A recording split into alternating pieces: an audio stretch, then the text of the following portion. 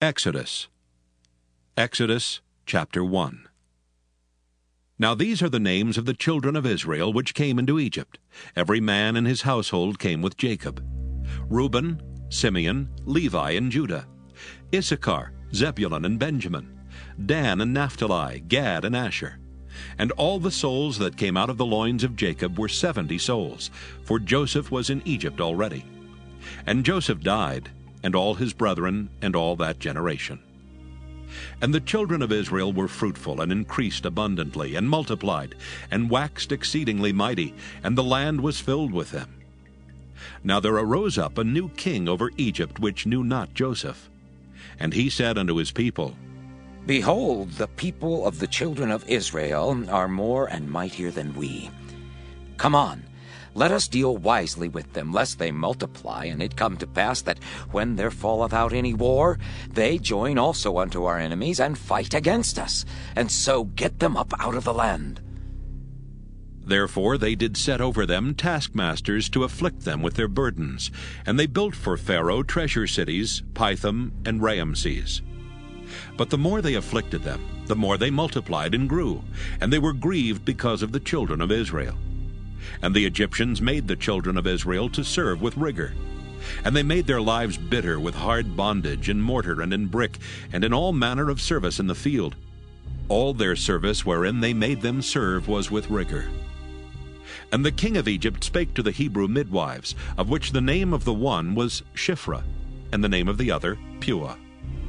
And he said, When ye do the office of a midwife to the Hebrew women, and see them upon the stools, if it be a son, then ye shall kill him.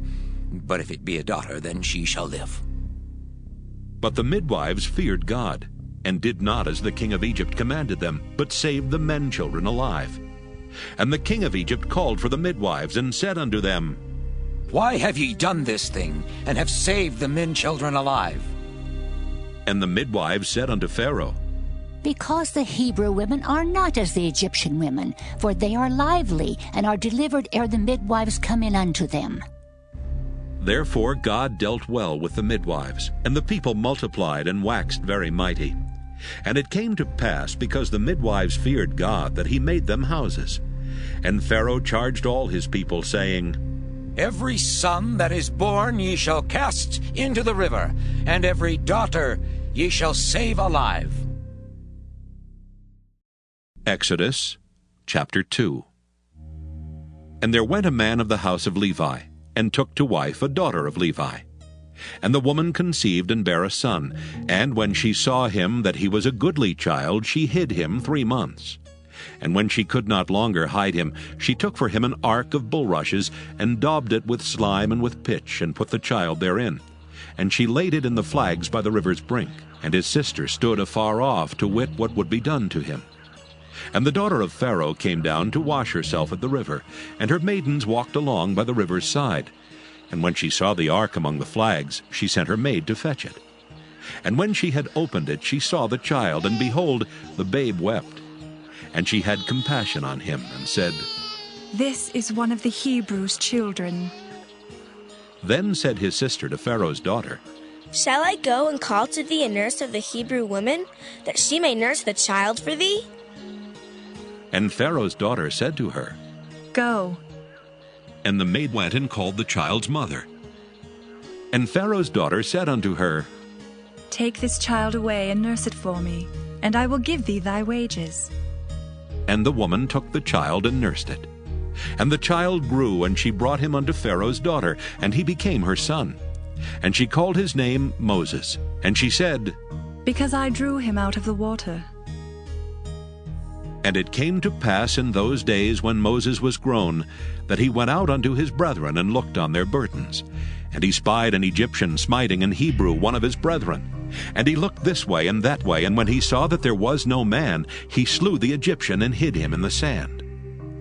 And when he went out the second day, behold, 2 men of the Hebrews strove together.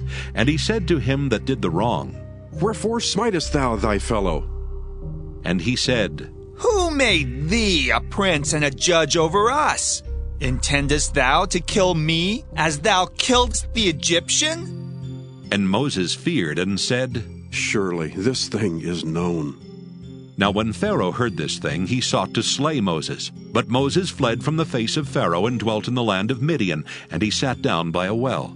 Now the priest of Midian had 7 daughters, and they came and drew water and filled the troughs to water their father's flock. And the shepherds came and drove them away, but Moses stood up and helped them and watered their flock. And when they came to Reuel their father, he said, How is it that ye are come so soon today? And they said, An Egyptian delivered us out of the hand of the shepherds, and also drew water enough for us and watered the flock. And he said unto his daughters, And where is he?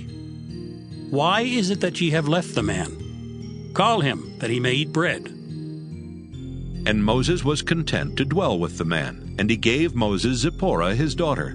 And she bare him a son, and he called his name Gershom. For he said, I have been a stranger in a strange land. And it came to pass in process of time that the king of Egypt died. And the children of Israel sighed by reason of the bondage, and they cried, and their cry came up unto God by reason of the bondage. And God heard their groaning, and God remembered his covenant with Abraham, with Isaac, and with Jacob. And God looked upon the children of Israel, and God had respect unto them. Exodus chapter 3. Now Moses kept the flock of Jethro his father-in-law, the priest of Midian, and he led the flock to the backside of the desert, and came to the mountain of God, even to Horeb. And the angel of the Lord appeared unto him in a flame of fire out of the midst of a bush. And he looked, and behold, the bush burned with fire, and the bush was not consumed. And Moses said, I will now turn aside and see this great sight, why the bush is not burnt. And when the Lord saw that he turned aside to see, God called unto him out of the midst of the bush, and said, Moses, Moses. And he said, Here am I. And he said, Draw not nigh hither. Put off thy shoes from off thy feet, for the place whereon thou standest is holy ground. Moreover he said, I am the God of thy father, the God of Abraham, the God of Isaac, and the God of Jacob. And Moses hid his face, for he was afraid to look upon God. And the Lord said, I have surely seen the affliction of my people which are in Egypt, and have heard their cry by reason of their taskmasters, for I know their sorrows. And I am come down to deliver them out of the hand of the Egyptians, and to bring them up out of that land unto a good land and a large, unto a land flowing with milk and honey, unto the place of the Canaanites, and the Hittites, and the Amorites, and the Perizzites, and the Hivites, and the Jebusites. Now therefore, behold, the cry of the children of Israel is come unto me, and I have also seen the oppression wherewith the Egyptians oppress them. Come now therefore, and I will send thee unto Pharaoh, that thou mayest bring forth my people, the children of Israel, out of Egypt. And Moses said unto God, Who am I, that I should go unto Pharaoh, and that I should bring forth the children of Israel out of Egypt? And he said, Certainly I will be with thee, and this shall be a token unto thee that I have sent thee. When thou hast brought forth the people out of Egypt, ye shall serve God upon this mountain. And Moses said unto God, Behold, when I come unto the children of Israel, and shall say unto them, The God of your fathers hath sent me unto you, and they shall say to me, What is his name? What shall I say unto them? And God said unto Moses, I am that I am. And he said, Thus shalt thou say unto the children of Israel, I am hath sent me unto you. And God said moreover unto Moses, Thus shalt thou say unto the children of Israel, The Lord God of your fathers, the God of Abraham, the God of Isaac, and the God of Jacob hath sent me unto you. This is my name forever, and this is my memorial unto all generations. Go and gather the elders of Israel together, and say unto them, The Lord God of your fathers, the God of Abraham, of Isaac, and of Jacob, appeared unto me, saying, I have surely visited you and seen that which is done to you in Egypt. And I have said, I will bring you up out of the affliction of Egypt unto the land of the Canaanites, and the Hittites, and the Amorites, and the Perizzites, and the Hivites, and the Jebusites, unto a land flowing with milk and honey. And they shall hearken to thy voice, and thou shalt come, thou and the elders of Israel, unto the king of Egypt. And ye shall say unto him, The Lord God of the Hebrews hath met with us. And now let us go, we beseech thee, 3 days' journey into the wilderness, that we may sacrifice to the Lord our God. And I am sure that the king of Egypt will not let you go, no, not by a mighty hand. And I will stretch out my hand and smite Egypt with all my wonders, which I will do in the midst thereof, and after that he will let you go. And I will give this people favor in the sight of the Egyptians. And it shall come to pass that when ye go, ye shall not go empty. But every woman shall borrow of her neighbor, and of her that sojourneth in her house, jewels of silver, and jewels of gold, and raiment. And ye shall put them upon your sons and upon your daughters, and ye shall spoil the Egyptians. Exodus chapter 4.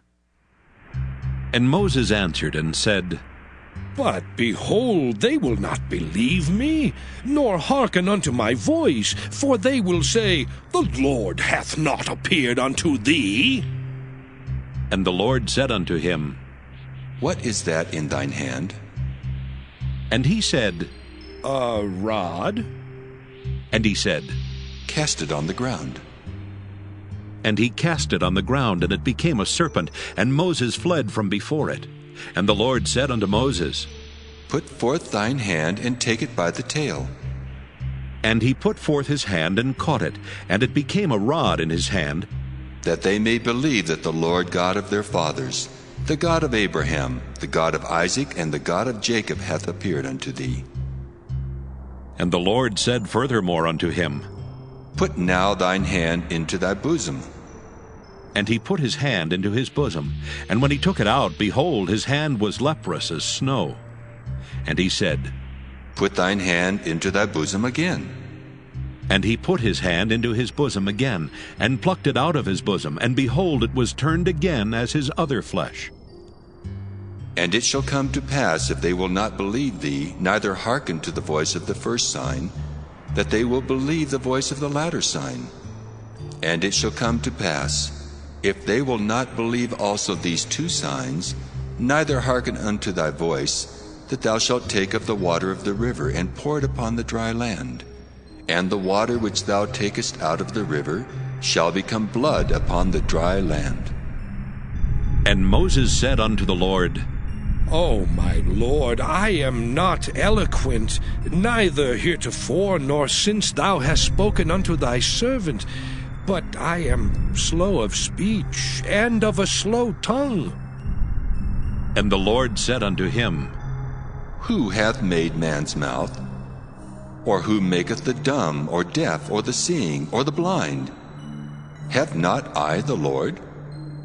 Now therefore go, and I will be with thy mouth, and teach thee what thou shalt say.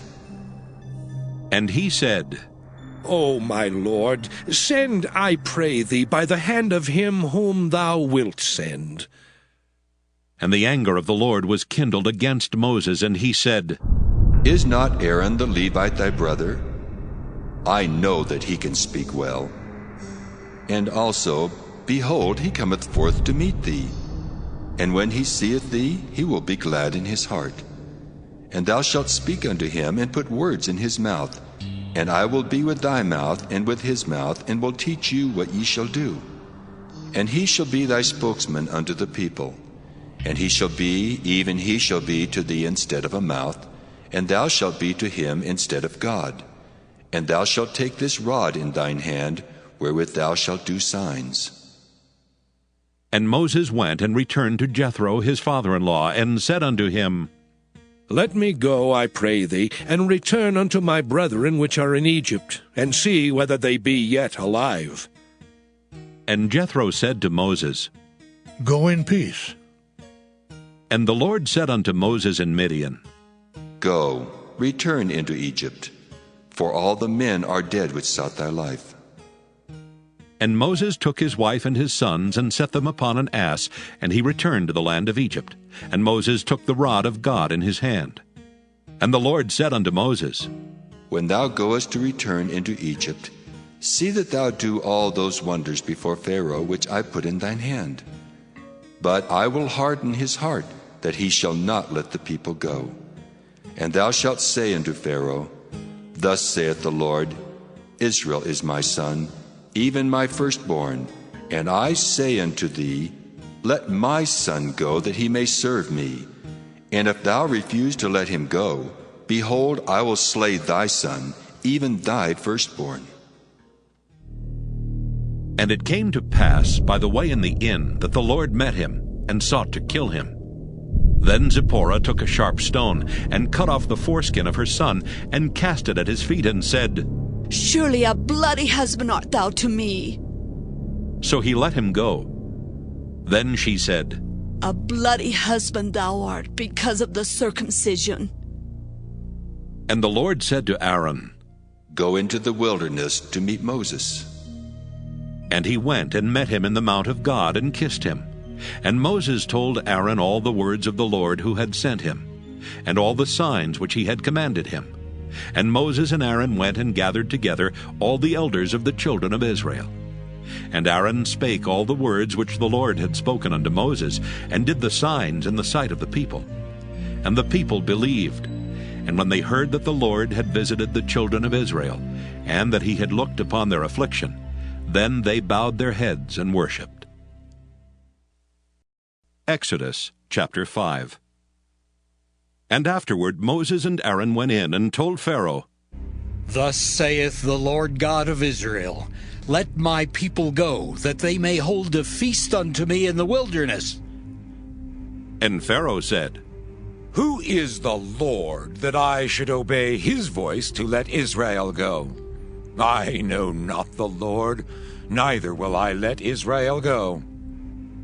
And they said, The God of the Hebrews hath met with us. Let us go, we pray thee, 3 days' journey into the desert, and sacrifice unto the Lord our God, lest he fall upon us with pestilence or with the sword. And the king of Egypt said unto them, Wherefore do ye, Moses and Aaron, let the people from their works? Get you unto your burdens. And Pharaoh said, Behold, the people of the land now are many, and ye make them rest from their burdens? And Pharaoh commanded the same day the taskmasters of the people and their officers, saying, Ye shall no more give the people straw to make brick, as heretofore. Let them go and gather straw for themselves, and the tale of the bricks which they did make heretofore ye shall lay upon them. Ye shall not diminish aught thereof. For they be idle. Therefore they cry, saying, Let us go and sacrifice to our God. Let their more work be laid upon the men, that they may labor therein, and let them not regard vain words. And the taskmasters of the people went out, and their officers, and they spake to the people, saying, Thus saith Pharaoh, I will not give you straw. Go ye, get you straw where ye can find it, yet not aught of your work shall be diminished.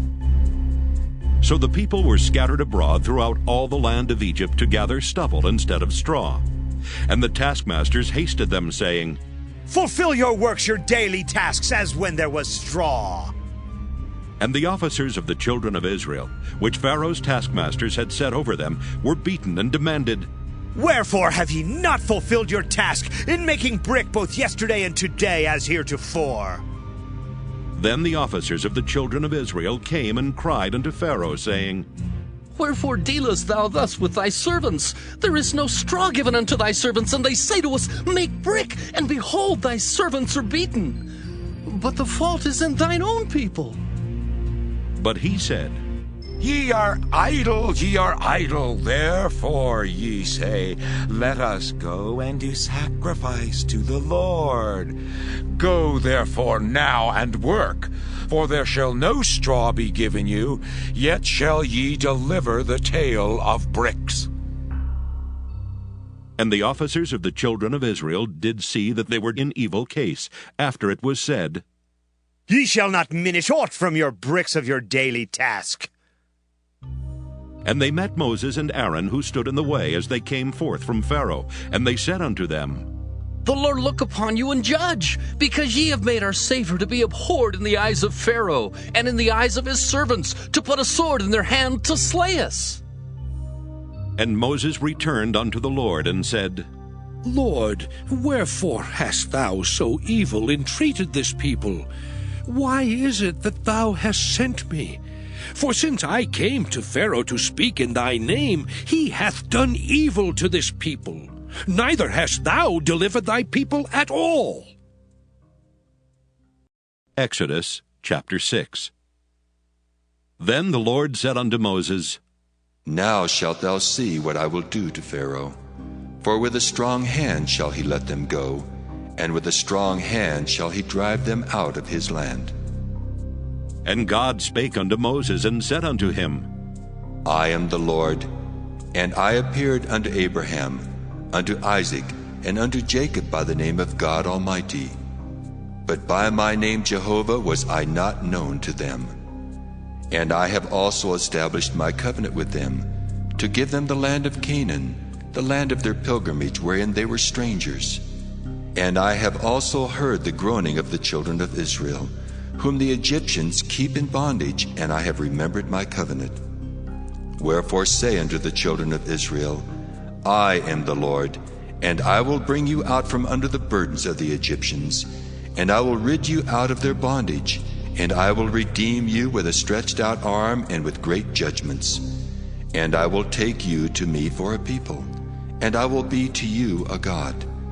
And ye shall know that I am the Lord your God, which bringeth you out from under the burdens of the Egyptians. And I will bring you in unto the land, concerning the which I did swear to give it to Abraham, to Isaac, and to Jacob. And I will give it you for an heritage. I am the Lord. And Moses spake so unto the children of Israel. But they hearkened not unto Moses for anguish of spirit and for cruel bondage. And the Lord spake unto Moses, saying, Go in, speak unto Pharaoh king of Egypt, that he let the children of Israel go out of his land. And Moses spake before the Lord, saying, Behold, the children of Israel have not hearkened unto me. How then shall Pharaoh hear me, who am of uncircumcised lips? And the Lord spake unto Moses and unto Aaron, and gave them a charge unto the children of Israel, and unto Pharaoh king of Egypt, to bring the children of Israel out of the land of Egypt. These be the heads of their fathers' houses. The sons of Reuben, the firstborn of Israel, Hanok and Palu, Hezron and Carmi. These be the families of Reuben. And the sons of Simeon, Jemuel and Jamin, and Ohad and Jachin, and Zohar and Shaul, the son of a Canaanitish woman. These are the families of Simeon. And these are the names of the sons of Levi according to their generations, Gershon and Kohath and Merari. And the years of the life of Levi were 137 years. The sons of Gershon, Libni and Shimei according to their families. And the sons of Kohath, Amram and Izhar and Hebron and Uzziel. And the years of the life of Kohath were 133 years. And the sons of Merari, Mahali and Mushi. These are the families of Levi according to their generations. And Amram took him Jochebed, his father's sister, to wife, and she bare him Aaron and Moses. And the years of the life of Amram were 137 years. And the sons of Izhar, Korah and Nepheg and Zichri. And the sons of Uzziel, Mishael and Elzaphan and Zithri. And Aaron took him Elisheba, daughter of Aminadab, sister of Naashon, to wife, and she bare him Nadab and Abihu, Eleazar and Ithamar. And the sons of Korah, Asher and Elkanah, and Abisaph. These are the families of the Korhites. And Eleazar, Aaron's son, took him one of the daughters of Putiel to wife, and she bare him Phinehas. These are the heads of the fathers of the Levites according to their families.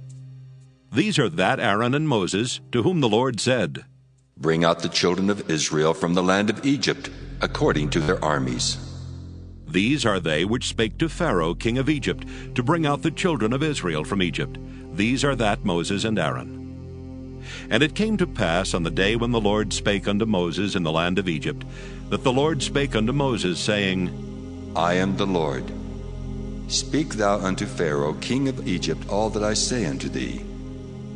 And Moses said before the Lord, Lord, behold, I am of uncircumcised lips, and how shall Pharaoh hearken unto me?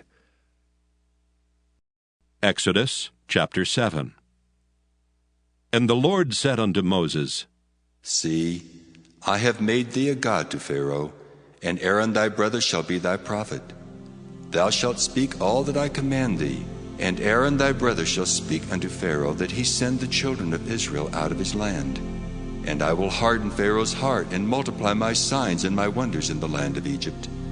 But Pharaoh shall not hearken unto you, that I may lay my hand upon Egypt, and bring forth mine armies, and my people the children of Israel out of the land of Egypt by great judgments. And the Egyptians shall know that I am the Lord, when I stretch forth mine hand upon Egypt, and bring out the children of Israel from among them. And Moses and Aaron did as the Lord commanded them, so did they. And Moses was 80 years old, and Aaron 83 years old, when they spake unto Pharaoh. And the Lord spake unto Moses and unto Aaron, saying, When Pharaoh shall speak unto you, saying, Show a miracle for you, then thou shalt say unto Aaron, Take thy rod and cast it before Pharaoh, and it shall become a serpent. And Moses and Aaron went in unto Pharaoh, and they did so as the Lord had commanded.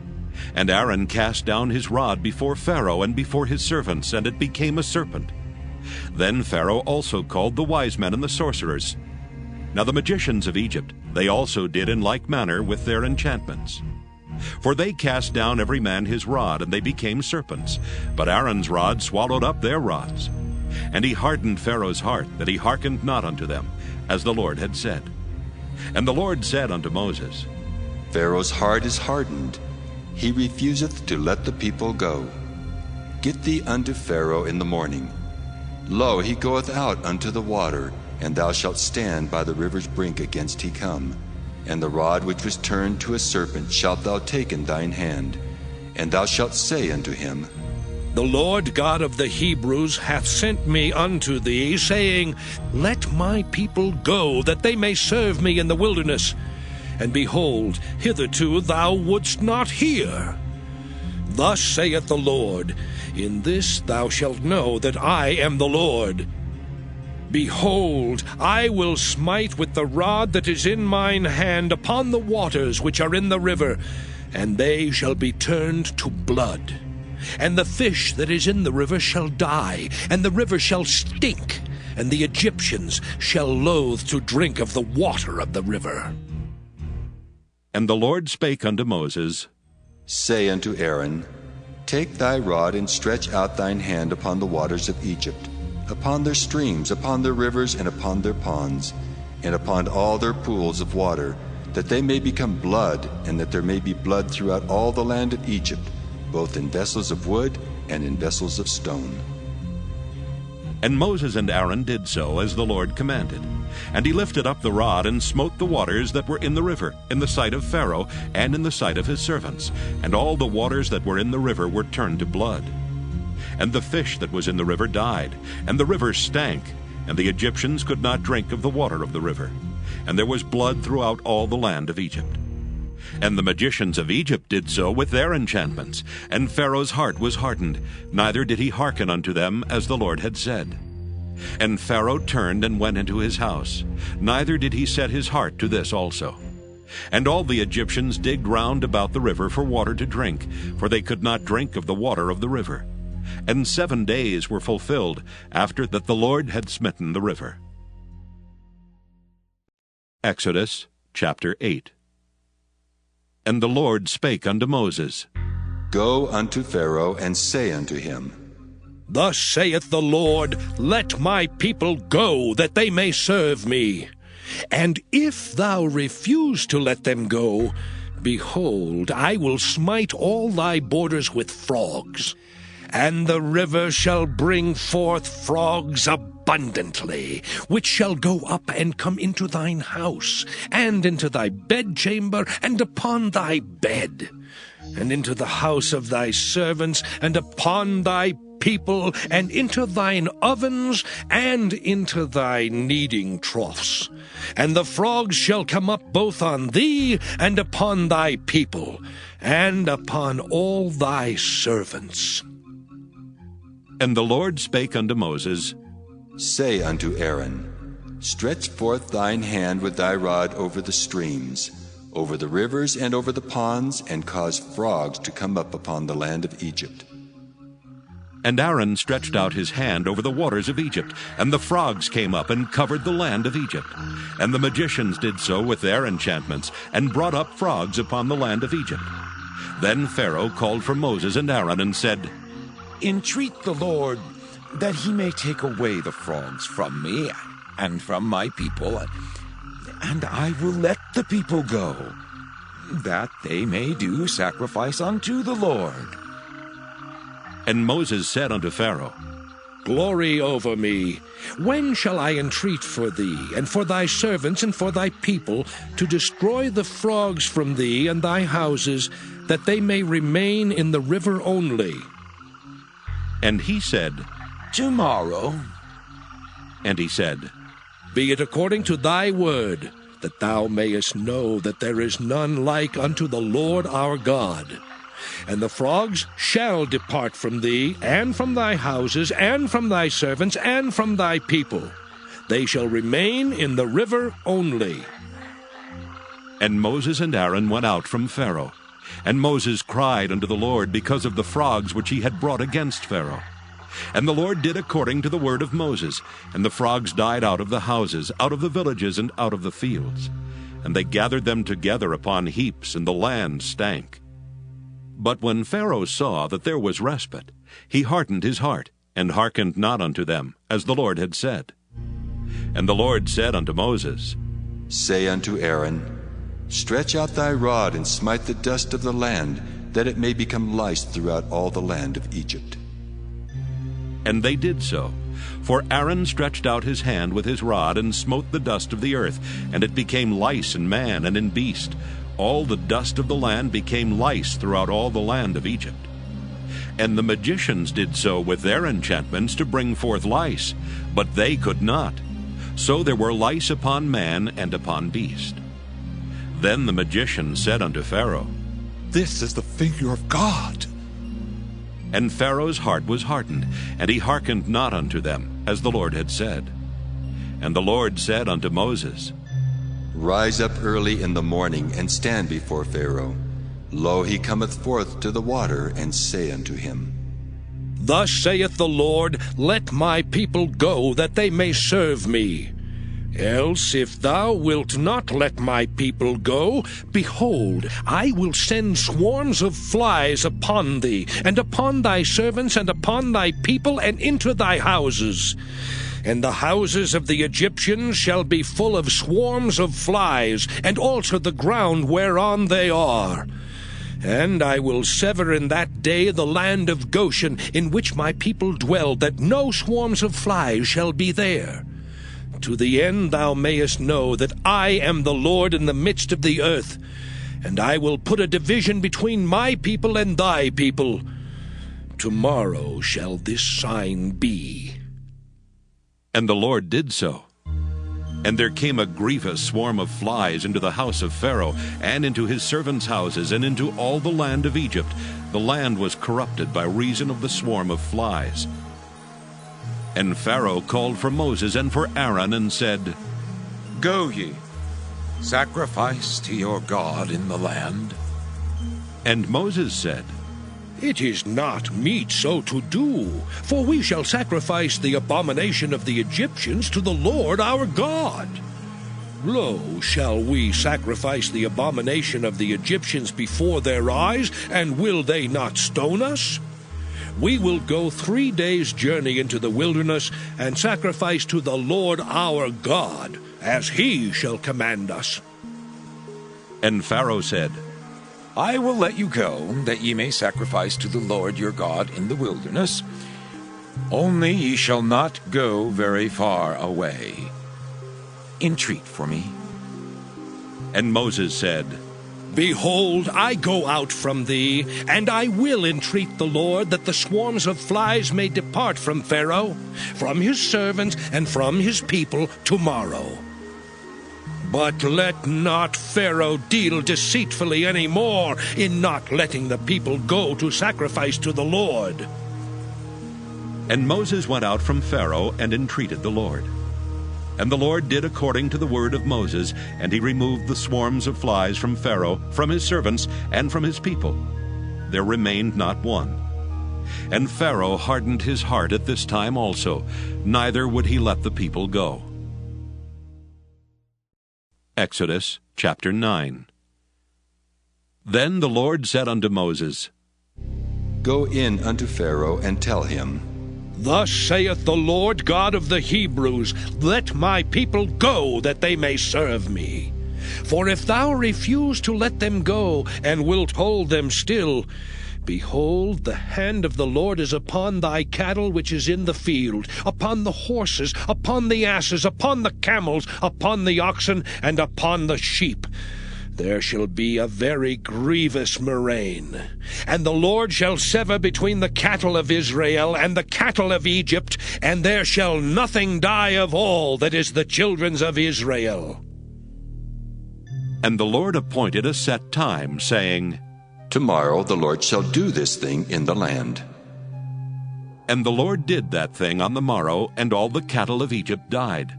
But of the cattle of the children of Israel died not one.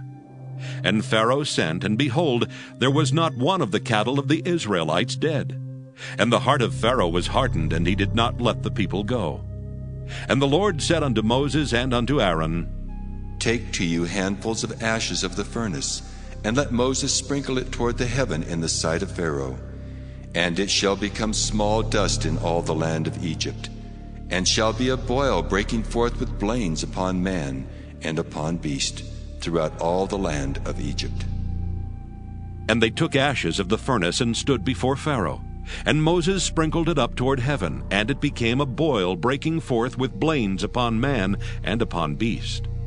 And the magicians could not stand before Moses because of the boils, for the boil was upon the magicians and upon all the Egyptians. And the Lord hardened the heart of Pharaoh, and he hearkened not unto them, as the Lord had spoken unto Moses. And the Lord said unto Moses, Rise up early in the morning, and stand before Pharaoh, and say unto him, Thus saith the Lord God of the Hebrews, Let my people go, that they may serve me.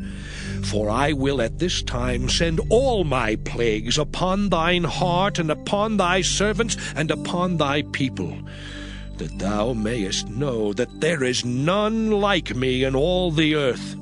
For now I will stretch out my hand, that I may smite thee and thy people with pestilence, and thou shalt be cut off from the earth. And in very deed for this cause have I raised thee up, for to show in thee my power, and that my name may be declared throughout all the earth. As yet exaltest thou thyself against my people, that thou wilt not let them go? Behold, tomorrow, about this time, I will cause it to rain a very grievous hail, such as hath not been in Egypt since the foundation thereof, even until now. Send therefore now, and gather thy cattle, and all that thou hast in the field. For upon every man and beast which shall be found in the field, and shall not be brought home, the hail shall come down upon them, and they shall die.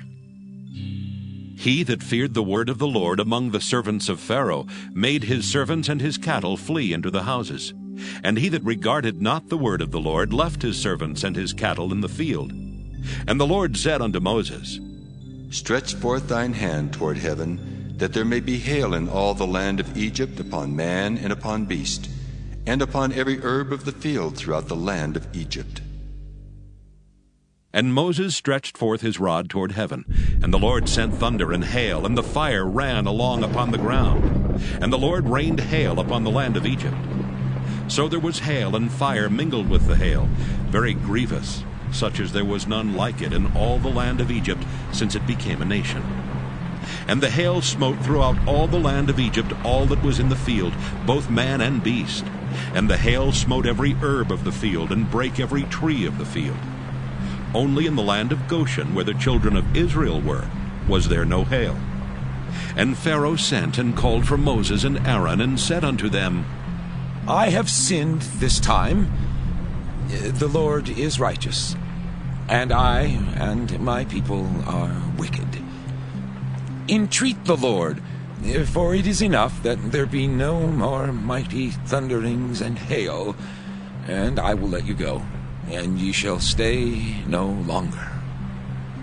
And Moses said unto him, As soon as I am gone out of the city, I will spread abroad my hands unto the Lord. And the thunder shall cease, neither shall there be any more hail, that thou mayest know how that the earth is the Lord's. But as for thee and thy servants, I know that ye will not yet fear the Lord God.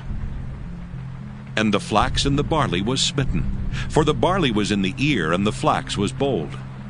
But the wheat and the rye were not smitten, for they were not grown up. And Moses went out of the city from Pharaoh, and spread abroad his hands unto the Lord. And the thunders and hail ceased, and the rain was not poured upon the earth. And when Pharaoh saw that the rain and the hail and the thunders were ceased, he sinned yet more, and hardened his heart, he and his servants. And the heart of Pharaoh was hardened, neither would he let the children of Israel go, as the Lord had spoken by Moses. Exodus chapter 10. And the Lord said unto Moses, Go in unto Pharaoh, for I have hardened his heart and the heart of his servants, that I might show these my signs before him, and that thou mayest tell in the ears of thy son, and of thy son's son, what things I have wrought in Egypt, and my signs which I have done among them, that ye may know how that I am the Lord. And Moses and Aaron came in unto Pharaoh, and said unto him, Thus saith the Lord God of the Hebrews, How long wilt thou refuse to humble thyself before me? Let my people go, that they may serve me. Else, if thou refuse to let my people go, behold, tomorrow will I bring the locusts into thy coast, and they shall cover the face of the earth, that one cannot be able to see the earth. And they shall eat the residue of that which is escaped, which remaineth unto you from the hail, and shall eat every tree which groweth for you out of the field. And they shall fill thy houses, and the houses of all thy servants, and the houses of all the Egyptians, which neither thy fathers nor thy fathers' fathers have seen, since the day that they were upon the earth unto this day. And he turned himself and went out from Pharaoh. And Pharaoh's servants said unto him, How long shall this man be a snare to us? Let the men go, that they may serve the Lord their God. Knowest thou not yet that Egypt is destroyed? And Moses and Aaron were brought again unto Pharaoh, and he said unto them, Go, serve the Lord your God. But who are they that shall go? And Moses said, We will go with our young and with our old, with our sons and with our daughters, with our flocks and with our herds will we go, for we must hold a feast unto the Lord. And he said unto them, Let the Lord be so with you, as I will let you go. And your little ones, look to it, for evil is before you. Not so. Go now, ye that are men, and serve the Lord, for that ye did desire. And they were driven out from Pharaoh's presence. And the Lord said unto Moses, Stretch out thine hand over the land of Egypt, for the locusts, that they may come up upon the land of Egypt, and eat every herb of the land, even all that the hail hath left. And Moses stretched forth his rod over the land of Egypt, and the Lord brought an east wind upon the land all that day and all that night. And when it was morning, the east wind brought the locusts. And the locusts went up over all the land of Egypt, and rested in all the coasts of Egypt. Very grievous were they. Before them there were no such locusts as they, neither after them shall be such. For they covered the face of the whole earth, so that the land was darkened. And they did eat every herb of the land, and all the fruit of the trees which the hail had left. And there remained not any green thing in the trees, or in the herbs of the field, through all the land of Egypt. Then Pharaoh called for Moses and Aaron in haste, and he said, I have sinned against the Lord your God and against you. Now therefore forgive, I pray thee, my sin only this once, and entreat the Lord your God that he may take away from me this death only. And he went out from Pharaoh and entreated the Lord. And the Lord turned a mighty strong west wind, which took away the locusts and cast them into the Red Sea. There remained not one locust in all the coasts of Egypt. But the Lord hardened Pharaoh's heart, so that he would not let the children of Israel go. And the Lord said unto Moses, Stretch out thine hand toward heaven, that there may be darkness over the land of Egypt, even darkness which may be felt. And Moses stretched forth his hand toward heaven, and there was a thick darkness in all the land of Egypt 3 days. They saw not one another, neither rose any from his place for 3 days. But all the children of Israel had light in their dwellings. And Pharaoh called unto Moses and said, Go ye, serve the Lord, only let your flocks and your herds be stayed. Let your little ones also go with you. And Moses said, Thou must give us also sacrifices and burnt offerings, that we may sacrifice unto the Lord our God. Our cattle also shall go with us. There shall not an hoof be left behind. For thereof must we take to serve the Lord our God. And we know not with what we must serve the Lord until we come thither. But the Lord hardened Pharaoh's heart, and he would not let them go. And Pharaoh said unto him, Get thee from me! Take heed to thyself, see my face no more, for in that day thou seest my face, thou shalt die. And Moses said, Thou hast spoken well. I will see thy face again no more. Exodus chapter 11. And the Lord said unto Moses, Yet will I bring one plague more upon Pharaoh and upon Egypt. Afterwards he will let you go hence. When he shall let you go, he shall surely thrust you out hence altogether. Speak now in the ears of the people, and let every man borrow of his neighbor, and every woman of her neighbor, jewels of silver and jewels of gold. And the Lord gave the people favor in the sight of the Egyptians. Moreover, the man Moses was very great in the land of Egypt, in the sight of Pharaoh's servants, and in the sight of the people. And Moses said, Thus saith the Lord, About midnight will I go out into the midst of Egypt, and all the firstborn in the land of Egypt shall die, from the firstborn of Pharaoh that sitteth upon his throne, even unto the firstborn of the maidservant that is behind the mill, and all the firstborn of beasts.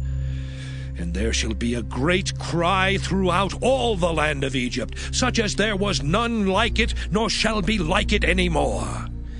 But against any of the children of Israel shall not a dog move his tongue, against man or beast, that ye may know how that the Lord doth put a difference between the Egyptians and Israel. And all these thy servants shall come down unto me, and bow down themselves unto me, saying, Get thee out, and all the people that follow thee. And after that I will go out. And he went out from Pharaoh in a great anger. And the Lord said unto Moses, Pharaoh shall not hearken unto you, that my wonders may be multiplied in the land of Egypt. And Moses and Aaron did all these wonders before Pharaoh. And the Lord hardened Pharaoh's heart, so that he would not let the children of Israel go out of his land.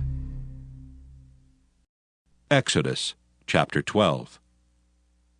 And the Lord spake unto Moses and Aaron in the land of Egypt, saying, This month shall be unto you the beginning of months. It shall be the first month of the year to you. Speak ye unto all the congregation of Israel, saying, In the 10th day of this month they shall take to them every man a lamb, according to the house of their fathers, a lamb for an house. And if the household be too little for the lamb, let him and his neighbor next unto his house take it according to the number of the souls. Every man according to his eating shall make your count for the lamb. Your lamb shall be without blemish, a male of the first year.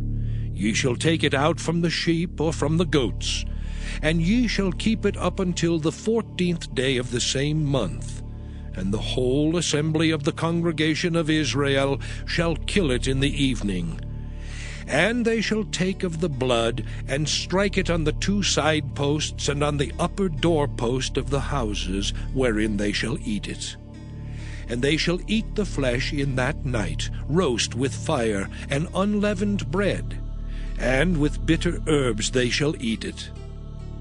Eat not of it raw, nor sodden at all with water, but roast with fire, his head with his legs, and with the purtenance thereof. And ye shall let nothing of it remain until the morning, and that which remaineth of it until the morning ye shall burn with fire.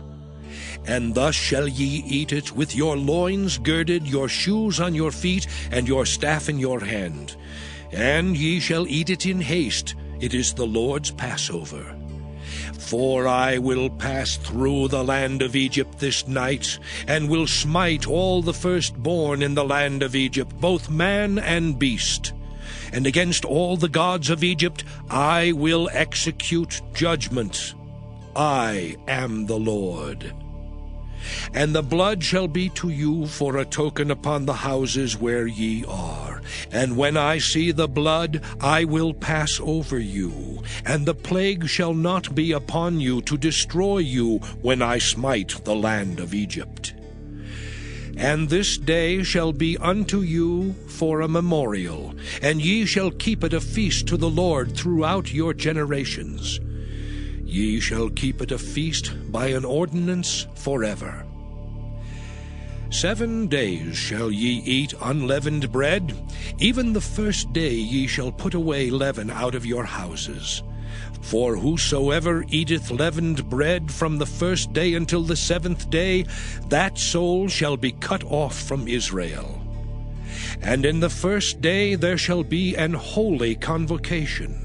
And in the 7th day there shall be an holy convocation to you. No manner of work shall be done in them, save that which every man must eat, that only may be done of you. And ye shall observe the feast of unleavened bread. For in this selfsame day have I brought your armies out of the land of Egypt. Therefore shall ye observe this day in your generations by an ordinance forever. In the 1st month, on the 14th day of the month at even, ye shall eat unleavened bread, until the 21st day of the month at even. 7 days shall there be no leaven found in your houses. For whosoever eateth that which is leavened, even that soul shall be cut off from the congregation of Israel, whether he be a stranger or born in the land. Ye shall eat nothing leavened. In all your habitations shall ye eat unleavened bread. Then Moses called for all the elders of Israel, and said unto them, Draw out and take you a lamb according to your families, and kill the Passover. And ye shall take a bunch of hyssop, and dip it in the blood that is in the basin, and strike the lintel and the 2 side posts with the blood that is in the basin. And none of you shall go out at the door of his house until the morning.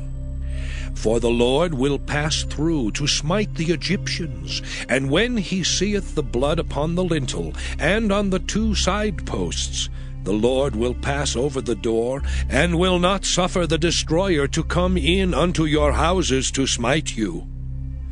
And ye shall observe this thing for an ordinance to thee and to thy sons forever.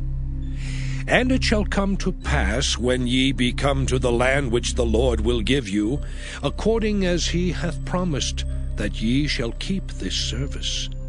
And it shall come to pass, when your children shall say unto you, What mean ye by this service?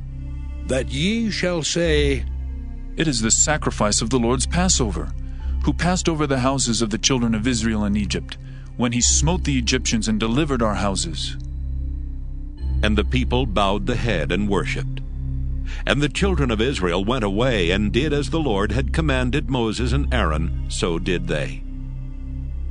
And it came to pass that at midnight the Lord smote all the firstborn in the land of Egypt, from the firstborn of Pharaoh that sat on his throne unto the firstborn of the captive that was in the dungeon, and all the firstborn of cattle.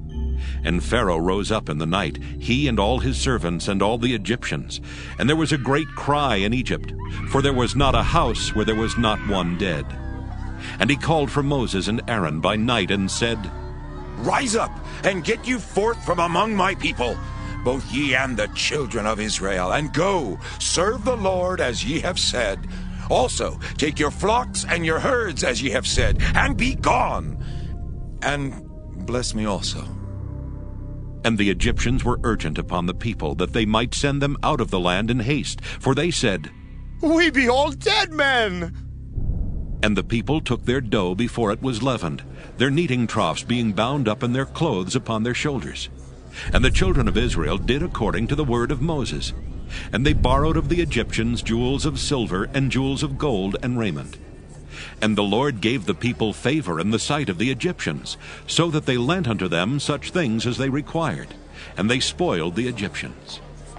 And the children of Israel journeyed from Ramesses to Succoth, about 600,000 on foot that were men beside children. And a mixed multitude went up also with them, and flocks and herds, even very much cattle.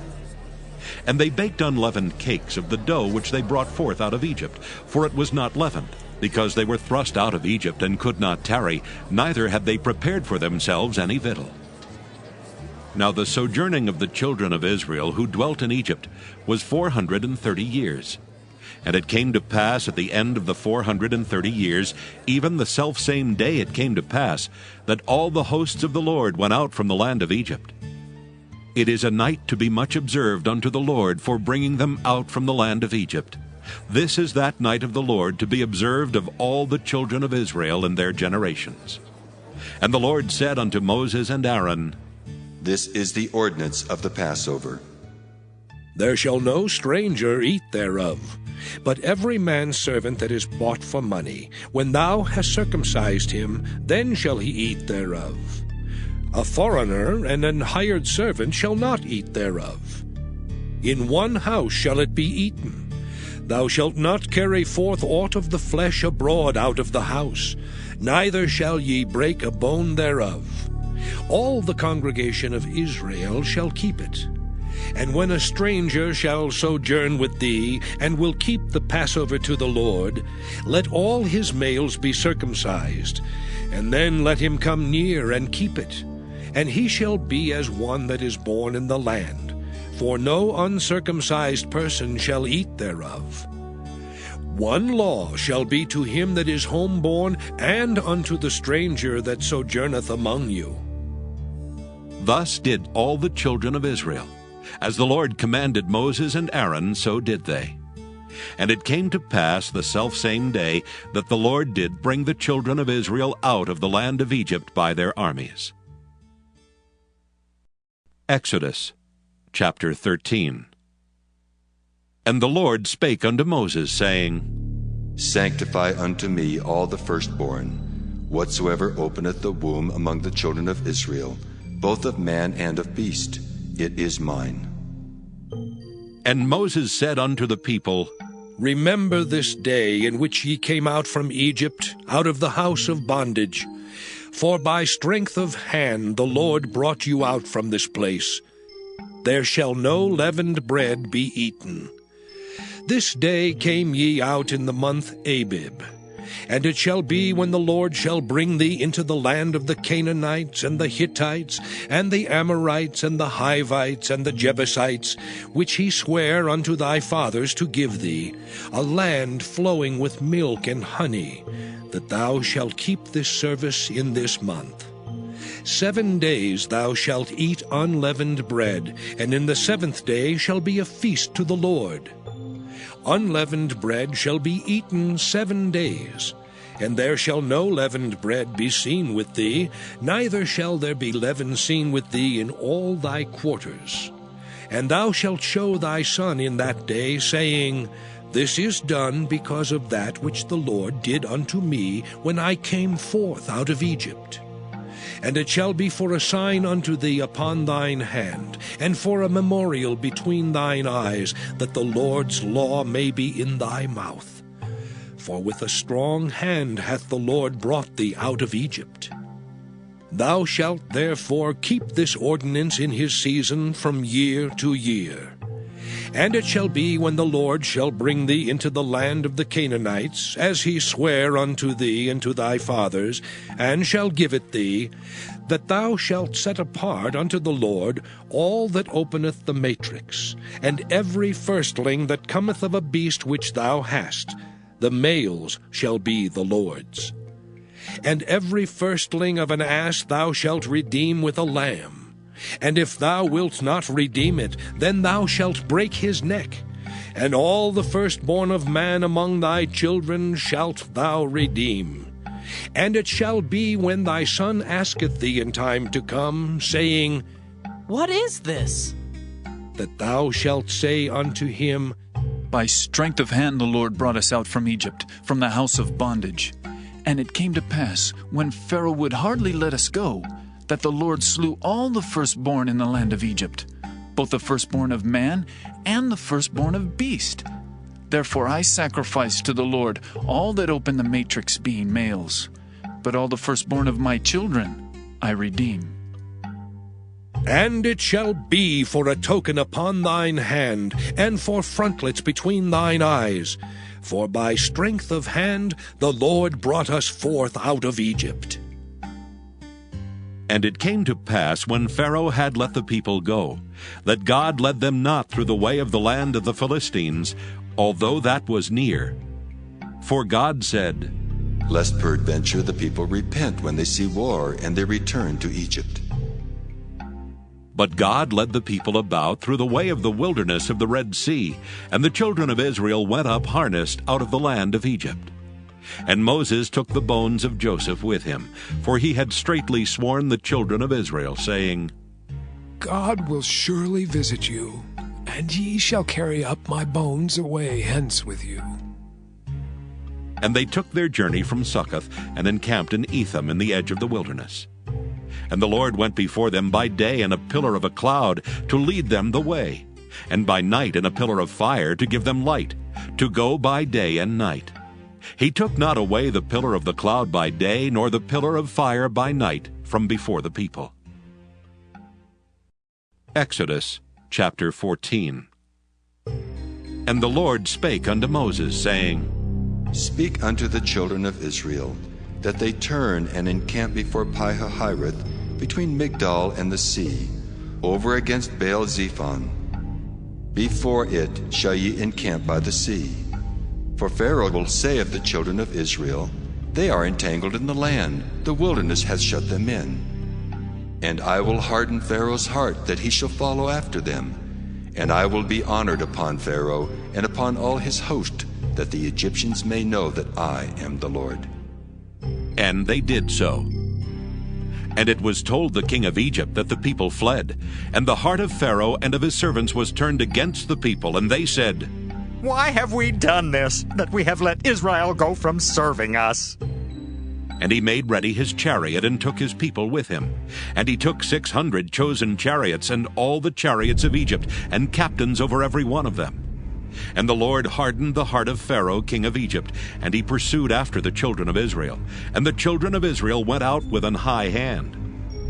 But the Egyptians pursued after them, all the horses and chariots of Pharaoh and his horsemen and his army, and overtook them encamping by the sea, beside Pi-hahiroth, before Baal-zephon. And when Pharaoh drew nigh, the children of Israel lifted up their eyes, and behold, the Egyptians marched after them. And they were sore afraid. And the children of Israel cried out unto the Lord. And they said unto Moses, Because there were no graves in Egypt, hast thou taken us away to die in the wilderness? Wherefore hast thou dealt thus with us, to carry us forth out of Egypt? Is not this the word that we did tell thee in Egypt, saying, Let us alone, that we may serve the Egyptians? For it had been better for us to serve the Egyptians, than that we should die in the wilderness. And Moses said unto the people, Fear ye not. Stand still and see the salvation of the Lord, which he will show to you today. For the Egyptians whom ye have seen today, ye shall see them again no more forever. The Lord shall fight for you, and ye shall hold your peace. And the Lord said unto Moses, Wherefore criest thou unto me? Speak unto the children of Israel that they go forward. But lift thou up thy rod, and stretch out thine hand over the sea, and divide it. And the children of Israel shall go on dry ground through the midst of the sea. And I, behold, I will harden the hearts of the Egyptians, and they shall follow them. And I will get me honor upon Pharaoh, and upon all his host, upon his chariots, and upon his horsemen. And the Egyptians shall know that I am the Lord, when I have gotten me honor upon Pharaoh, upon his chariots, and upon his horsemen. And the angel of God, which went before the camp of Israel, removed and went behind them. And the pillar of the cloud went from before their face, and stood behind them. And it came between the camp of the Egyptians and the camp of Israel, and it was a cloud and darkness to them, but it gave light by night to these, so that the one came not near the other all the night. And Moses stretched out his hand over the sea, and the Lord caused the sea to go back by a strong east wind all that night, and made the sea dry land, and the waters were divided. And the children of Israel went into the midst of the sea upon the dry ground, and the waters were a wall unto them on their right hand and on their left. And the Egyptians pursued, and went in after them to the midst of the sea, even all Pharaoh's horses, his chariots, and his horsemen. And it came to pass that in the morning watch the Lord looked unto the host of the Egyptians through the pillar of fire and of the cloud, and troubled the host of the Egyptians, and took off their chariot wheels, that they drave them heavily. So that the Egyptians said, Let us flee from the face of Israel. For the Lord fighteth for them against the Egyptians. And the Lord said unto Moses, Stretch out thine hand over the sea, that the waters may come again upon the Egyptians, upon their chariots, and upon their horsemen. And Moses stretched forth his hand over the sea, and the sea returned to his strength when the morning appeared. And the Egyptians fled against it, and the Lord overthrew the Egyptians in the midst of the sea. And the waters returned and covered the chariots and the horsemen, and all the host of Pharaoh that came into the sea after them. There remained not so much as one of them. But the children of Israel walked upon dry land in the midst of the sea, and the waters were a wall unto them on their right hand and on their left. Thus the Lord saved Israel that day out of the hand of the Egyptians. And Israel saw the Egyptians dead upon the seashore. And Israel saw that great work which the Lord did upon the Egyptians. And the people feared the Lord, and believed the Lord and his servant Moses. Exodus chapter 15. Then sang Moses and the children of Israel this song unto the Lord, and spake, saying, I will sing unto the Lord, for he hath triumphed gloriously. The horse and his rider hath he thrown into the sea. The Lord is my strength and song, and he is become my salvation. He is my God, and I will prepare him an habitation, my father's God, and I will exalt him. The Lord is a man of war, the Lord is his name. Pharaoh's chariots and his host hath he cast into the sea. His chosen captains also are drowned in the Red Sea. The depths have covered them, they sank into the bottom as a stone. Thy right hand, O Lord, is become glorious in power. Thy right hand, O Lord, hath dashed in pieces the enemy. And in the greatness of thine excellency, thou hast overthrown them that rose up against thee. Thou sentest forth thy wrath, which consumed them as stubble. And with a blast of thy nostrils the waters were gathered together. The flood stood upright as an heap, and the depths were congealed in the heart of the sea. The enemy said, I will pursue, I will overtake, I will divide the spoil. My lust shall be satisfied upon them. I will draw my sword, my hand shall destroy them. Thou didst blow with thy wind, the sea covered them. They sank as lead in the mighty waters. Who is like unto thee, O Lord, among the gods? Who is like thee, glorious in holiness, fearful in praises, doing wonders? Thou stretchest out thy right hand, the earth swallowed them. Thou in thy mercy hast led forth the people which thou hast redeemed. Thou hast guided them in thy strength unto thy holy habitation. The people shall hear and be afraid. Sorrow shall take hold on the inhabitants of Palestina. Then the dukes of Edom shall be amazed. The mighty men of Moab, trembling, shall take hold upon them. All the inhabitants of Canaan shall melt away. Fear and dread shall fall upon them. By the greatness of thine arm, they shall be as still as a stone. Till thy people pass over, O Lord. Till the people pass over which thou hast purchased. Thou shalt bring them in and plant them in the mountain of thine inheritance, in the place, O Lord, which thou hast made for thee to dwell in the sanctuary, O Lord, which thy hands have established. The Lord shall reign forever and ever.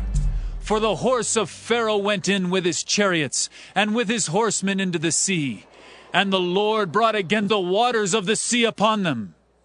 But the children of Israel went on dry land in the midst of the sea. And Miriam the prophetess, the sister of Aaron, took a timbrel in her hand, and all the women went out after her with timbrels and with dances. And Miriam answered them, Sing ye to the Lord, for he hath triumphed gloriously. The horse and his rider hath he thrown into the sea. So Moses brought Israel from the Red Sea, and they went out into the wilderness of Shur. And they went 3 days in the wilderness and found no water. And when they came to Marah, they could not drink of the waters of Marah, for they were bitter. Therefore the name of it was called Marah. And the people murmured against Moses, saying, What shall we drink? And he cried unto the Lord. And the Lord showed him a tree, which when he had cast into the waters were made sweet. There he made for them a statute and an ordinance, and there he proved them, and said, If thou wilt diligently hearken to the voice of the Lord thy God, and wilt do that which is right in his sight, and wilt give ear to his commandments, and keep all his statutes, I will put none of these diseases upon thee, which I have brought upon the Egyptians. For I am the Lord that healeth thee. And they came to Elim, where were 12 wells of water, and 70 palm trees, and they encamped there by the waters. Exodus chapter 16. And they took their journey from Elim, and all the congregation of the children of Israel came unto the wilderness of Sin, which is between Elim and Sinai, on the 15th day of the 2nd month after their departing out of the land of Egypt. And the whole congregation of the children of Israel murmured against Moses and Aaron in the wilderness. And the children of Israel said unto them, Would to God we had died by the hand of the Lord in the land of Egypt, when we sat by the flesh pots, and when we did eat bread to the full. For ye have brought us forth into this wilderness to kill this whole assembly with hunger. Then said the Lord unto Moses, Behold, I will rain bread from heaven for you, and the people shall go out and gather a certain rate every day, that I may prove them, whether they will walk in my law or no. And it shall come to pass that on the 6th day they shall prepare that which they bring in, and it shall be twice as much as they gather daily. And Moses and Aaron said unto all the children of Israel, At even then ye shall know that the Lord hath brought you out from the land of Egypt. And in the morning then ye shall see the glory of the Lord, for that he heareth your murmurings against the Lord. And what are we that ye murmur against us? And Moses said, This shall be when the Lord shall give you in the evening flesh to eat, and in the morning bread to the full. For that the Lord heareth your murmurings which ye murmur against him. And what are we? Your murmurings are not against us, but against the Lord. And Moses spake unto Aaron, Say unto all the congregation of the children of Israel, Come near before the Lord, for he hath heard your murmurings. And it came to pass, as Aaron spake unto the whole congregation of the children of Israel, that they looked toward the wilderness, and behold, the glory of the Lord appeared in the cloud. And the Lord spake unto Moses, saying, I have heard the murmurings of the children of Israel. Speak unto them, saying, At even ye shall eat flesh, and in the morning ye shall be filled with bread, and ye shall know that I am the Lord your God. And it came to pass that at even the quails came up and covered the camp, and in the morning the dew lay round about the host. And when the dew that lay was gone up, behold, upon the face of the wilderness there lay a small round thing, as small as the hoarfrost on the ground. And when the children of Israel saw it, they said one to another, It is manna. For they wist not what it was. And Moses said unto them, This is the bread which the Lord hath given you to eat. This is the thing which the Lord hath commanded. Gather of it every man according to his eating, an omer for every man according to the number of your persons. Take ye every man for them which are in his tents. And the children of Israel did so, and gathered, some more, some less. And when they did meet it with an omer, he that gathered much had nothing over, and he that gathered little had no lack. They gathered every man according to his eating. And Moses said, Let no man leave of it till the morning. Notwithstanding they hearkened not unto Moses, but some of them left of it until the morning, and it bred worms and stank, and Moses was wroth with them. And they gathered it every morning, every man according to his eating, and when the sun waxed hot, it melted. And it came to pass that on the 6th day they gathered twice as much bread, 2 omers for one man. And all the rulers of the congregation came and told Moses. And he said unto them, This is that which the Lord hath said. Tomorrow is the rest of the holy Sabbath unto the Lord. Bake that which ye will bake today, and seethe that ye will seethe. And that which remaineth over lay up for you to be kept until the morning. And they laid it up till the morning as Moses bade, and it did not stink, neither was there any worm therein. And Moses said, Eat that today, for today is a Sabbath unto the Lord. Today ye shall not find it in the field. 6 days ye shall gather it, but on the 7th day, which is the Sabbath, in it there shall be none. And it came to pass that there went out some of the people on the 7th day for to gather, and they found none. And the Lord said unto Moses, How long refuse ye to keep my commandments and my laws? See, for that the Lord hath given you the Sabbath. Therefore he giveth you on the 6th day the bread of 2 days. Abide ye every man in his place. Let no man go out of his place on the 7th day. So the people rested on the 7th day. And the house of Israel called the name thereof manna. And it was like coriander seed white, and the taste of it was like wafers made with honey. And Moses said, This is the thing which the Lord commandeth. Fill an omer of it to be kept for your generations, that they may see the bread wherewith I have fed you in the wilderness, when I brought you forth from the land of Egypt.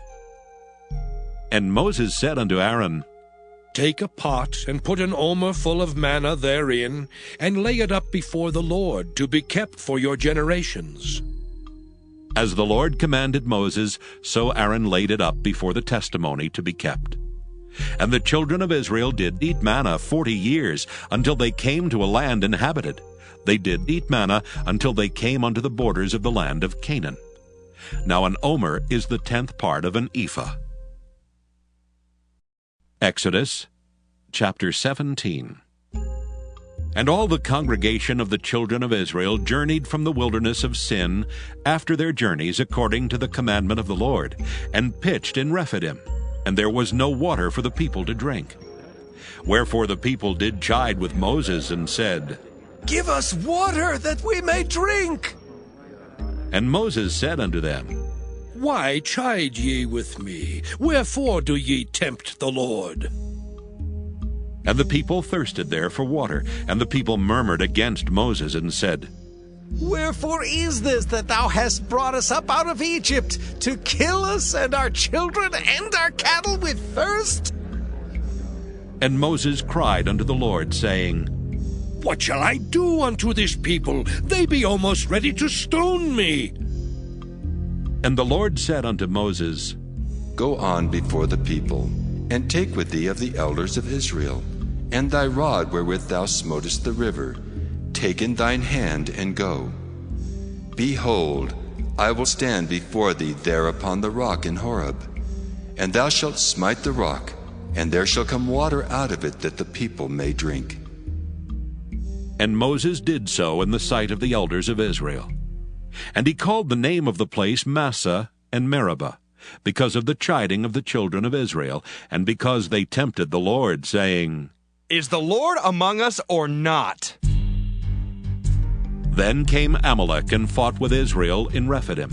And Moses said unto Joshua, Choose us out men, and go out, fight with Amalek. Tomorrow I will stand on the top of the hill with the rod of God in mine hand. So Joshua did as Moses had said to him, and fought with Amalek. And Moses, Aaron, and Hur went up to the top of the hill. And it came to pass, when Moses held up his hand, that Israel prevailed, and when he let down his hand, Amalek prevailed. But Moses' hands were heavy, and they took a stone and put it under him, and he sat thereon. And Aaron and Hur stayed up his hands, the one on the one side and the other on the other side, and his hands were steady until the going down of the sun. And Joshua discomfited Amalek and his people with the edge of the sword. And the Lord said unto Moses, Write this for a memorial in a book, and rehearse it in the ears of Joshua. For I will utterly put out the remembrance of Amalek from under heaven. And Moses built an altar, and called the name of it Jehovah Nissi. For he said, Because the Lord hath sworn that the Lord will have war with Amalek from generation to generation. Exodus chapter 18. When Jethro, the priest of Midian, Moses' father-in-law, heard of all that God had done for Moses and for Israel his people, and that the Lord had brought Israel out of Egypt, then Jethro, Moses' father-in-law, took Zipporah, Moses' wife, after he had sent her back, and her 2 sons, of which the name of the one was Gershom. For he said, I have been an alien in a strange land. And the name of the other was Eleazar. For the God of my father, said he, was mine help, and delivered me from the sword of Pharaoh. And Jethro, Moses' father-in-law, came with his sons and his wife unto Moses into the wilderness, where he encamped at the mount of God. And he said unto Moses, I, thy father-in-law Jethro, am come unto thee, and thy wife and her 2 sons with her. And Moses went out to meet his father-in-law, and did obeisance, and kissed him. And they asked each other of their welfare, and they came into the tent. And Moses told his father-in-law all that the Lord had done unto Pharaoh, and to the Egyptians for Israel's sake, and all the travail that had come upon them by the way, and how the Lord delivered them. And Jethro rejoiced for all the goodness which the Lord had done to Israel, whom he had delivered out of the hand of the Egyptians. And Jethro said, Blessed be the Lord, who hath delivered you out of the hand of the Egyptians, and out of the hand of Pharaoh, who hath delivered the people from under the hand of the Egyptians. Now I know that the Lord is greater than all gods, for in the thing wherein they dealt proudly he was above them. And Jethro, Moses' father-in-law, took a burnt offering and sacrifices for God. And Aaron came, and all the elders of Israel, to eat bread with Moses' father-in-law before God. And it came to pass on the morrow that Moses sat to judge the people, and the people stood by Moses from the morning unto the evening. And when Moses' father-in-law saw all that he did to the people, he said, What is this thing that thou doest to the people? Why sittest thou thyself alone, and all the people stand by thee from morning until even? And Moses said unto his father-in-law, Because the people come unto me to inquire of God. When they have a matter, they come unto me, and I judge between one and another, and I do make them know the statutes of God and his laws. And Moses' father-in-law said unto him, The thing that thou doest is not good. Thou wilt surely wear away both thou and this people that is with thee. For this thing is too heavy for thee. Thou art not able to perform it thyself alone. Hearken now unto my voice. I will give thee counsel, and God shall be with thee. Be thou for the people to Godward, that thou mayest bring the causes unto God. And thou shalt teach them ordinances and laws, and shalt show them the way wherein they must walk, and the work that they must do. Moreover, thou shalt provide out of all the people able men such as fear God, men of truth, hating covetousness, and place such over them to be rulers of thousands, and rulers of hundreds, rulers of 50s, and rulers of 10s. And let them judge the people at all seasons. And it shall be that every great matter they shall bring unto thee, but every small matter they shall judge. So shall it be easier for thyself, and they shall bear the burden with thee. If thou shalt do this thing, and God command thee so, then thou shalt be able to endure, and all this people shall also go to their place in peace.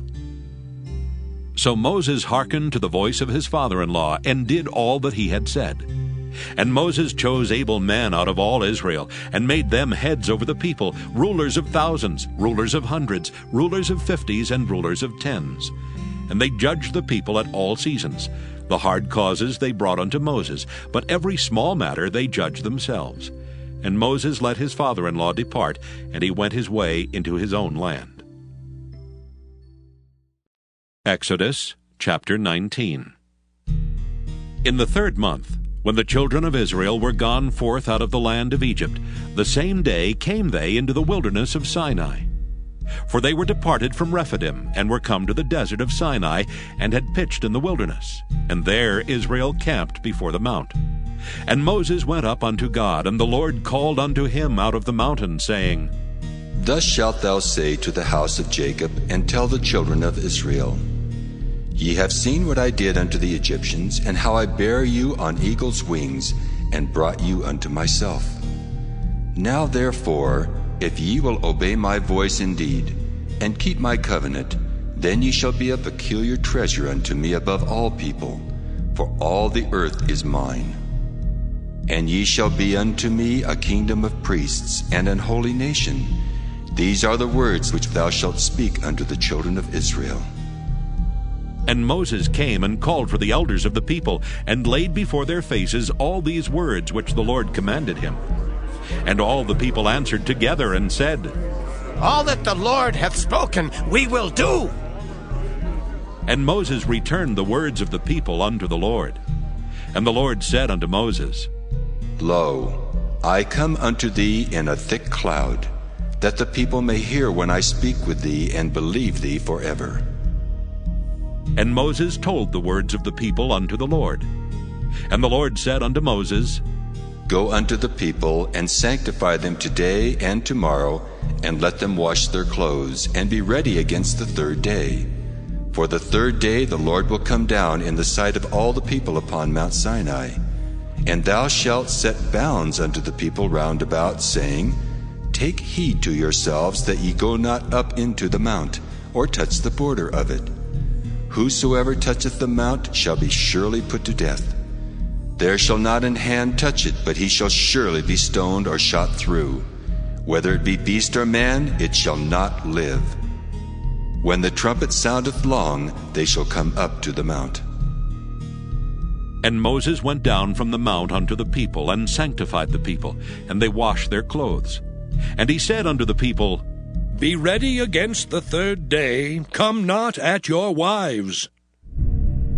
And it came to pass on the third day in the morning that there were thunders and lightnings, and a thick cloud upon the mount, and the voice of the trumpet exceeding loud, so that all the people that was in the camp trembled. And Moses brought forth the people out of the camp to meet with God, and they stood at the nether part of the mount. And Mount Sinai was altogether on a smoke, because the Lord descended upon it in fire. And the smoke thereof ascended as the smoke of a furnace, and the whole mount quaked greatly. And when the voice of the trumpet sounded long, and waxed louder and louder, Moses spake, and God answered him by a voice. And the Lord came down upon Mount Sinai on the top of the mount. And the Lord called Moses up to the top of the mount, and Moses went up. And the Lord said unto Moses, Go down, charge the people, lest they break through unto the Lord to gaze, and many of them perish. And let the priests also, which come near to the Lord, sanctify themselves, lest the Lord break forth upon them. And Moses said unto the Lord, The people cannot come up to Mount Sinai, for thou chargest us, saying, Set bounds about the mount, and sanctify it.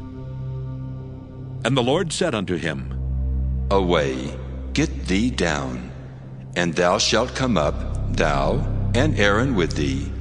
But let not the priests and the people break through to come up unto the Lord, lest he break forth upon them. So Moses went down unto the people, and spake unto them. Exodus chapter 20. And God spake all these words, saying, I am the Lord thy God, which have brought thee out of the land of Egypt, out of the house of bondage. Thou shalt have no other gods before me.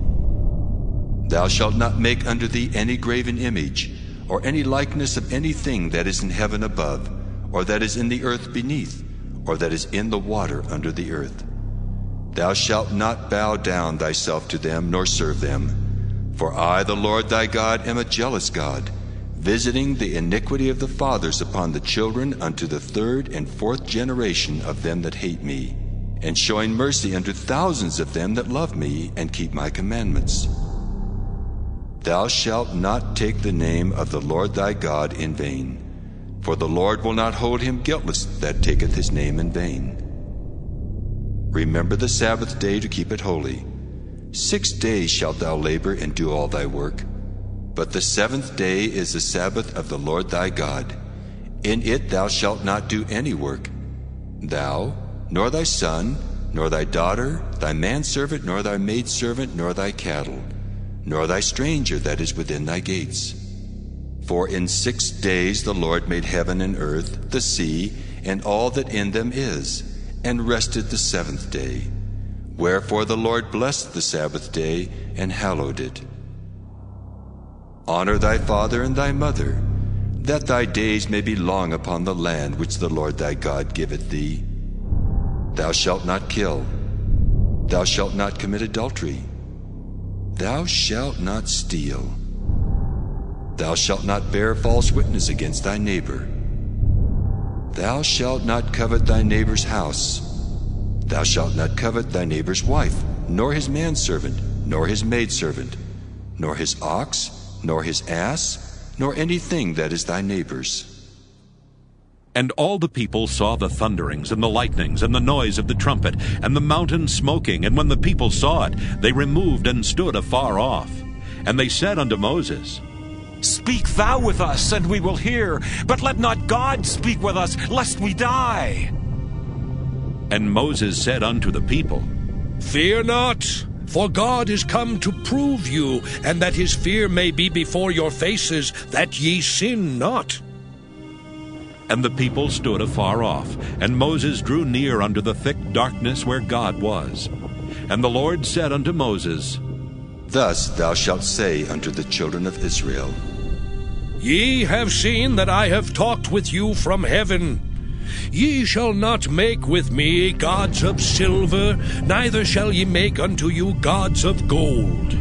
An altar of earth thou shalt make unto me, and shalt sacrifice thereon thy burnt offerings, and thy peace offerings, thy sheep and thine oxen. In all places where I record my name, I will come unto thee, and I will bless thee. And if thou wilt make me an altar of stone, thou shalt not build it of hewn stone. For if thou lift up thy tool upon it, thou hast polluted it. Neither shalt thou go up by steps unto mine altar, that thy nakedness be not discovered thereon. Exodus chapter 21. Now these are the judgments which thou shalt set before them. If thou buy an Hebrew servant, 6 years he shall serve, and in the 7th he shall go out free for nothing. If he came in by himself, he shall go out by himself. If he were married, then his wife shall go out with him. If his master have given him a wife, and she have borne him sons or daughters, the wife and her children shall be her master's, and he shall go out by himself. And if the servant shall plainly say, I love my master, my wife and my children, I will not go out free, then his master shall bring him unto the judges. He shall also bring him to the door, or unto the door post. And his master shall bore his ear through with an awl, and he shall serve him forever. And if a man sell his daughter to be a maidservant, she shall not go out as the men servants do. If she please not her master, who hath betrothed her to himself, then shall he let her be redeemed. To sell her unto a strange nation he shall have no power, seeing he hath dealt deceitfully with her. And if he have betrothed her unto his son, he shall deal with her after the manner of daughters. If he take him another wife, her food, her raiment, and her duty of marriage shall he not diminish. And if he do not these 3 unto her, then shall she go out free without money. He that smiteth a man so that he die shall be surely put to death. And if a man lie not in wait, but God deliver him into his hand, then I will appoint thee a place whither he shall flee. But if a man come presumptuously upon his neighbor, to slay him with guile, thou shalt take him from mine altar, that he may die. And he that smiteth his father or his mother shall be surely put to death. And he that stealeth a man and selleth him, or if he be found in his hand, he shall surely be put to death. And he that curseth his father or his mother shall surely be put to death.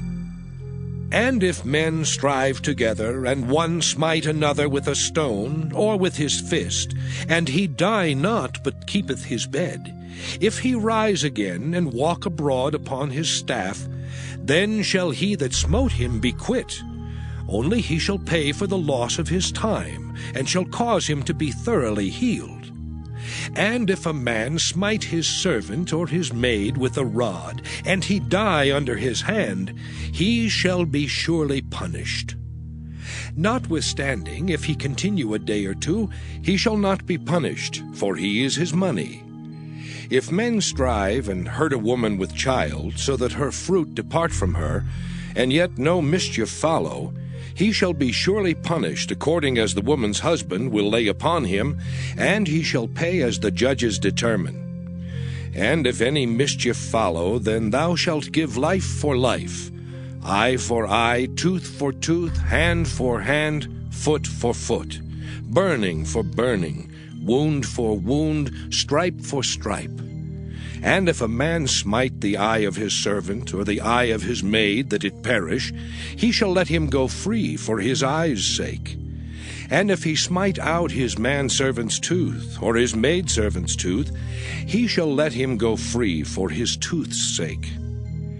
If an ox gore a man or a woman that they die, then the ox shall be surely stoned, and his flesh shall not be eaten, but the owner of the ox shall be quit. But if the ox were wont to push with his horn in time past, and it hath been testified to his owner, and he hath not kept him in, but that he hath killed a man or a woman, the ox shall be stoned, and his owner also shall be put to death.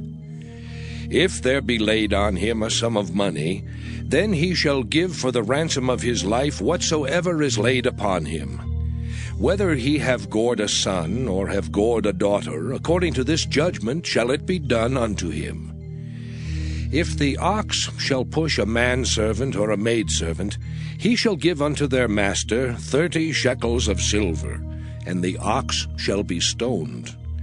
And if a man shall open a pit, or if a man shall dig a pit and not cover it, and an ox or an ass fall therein, the owner of the pit shall make it good, and give money unto the owner of them, and the dead beast shall be his.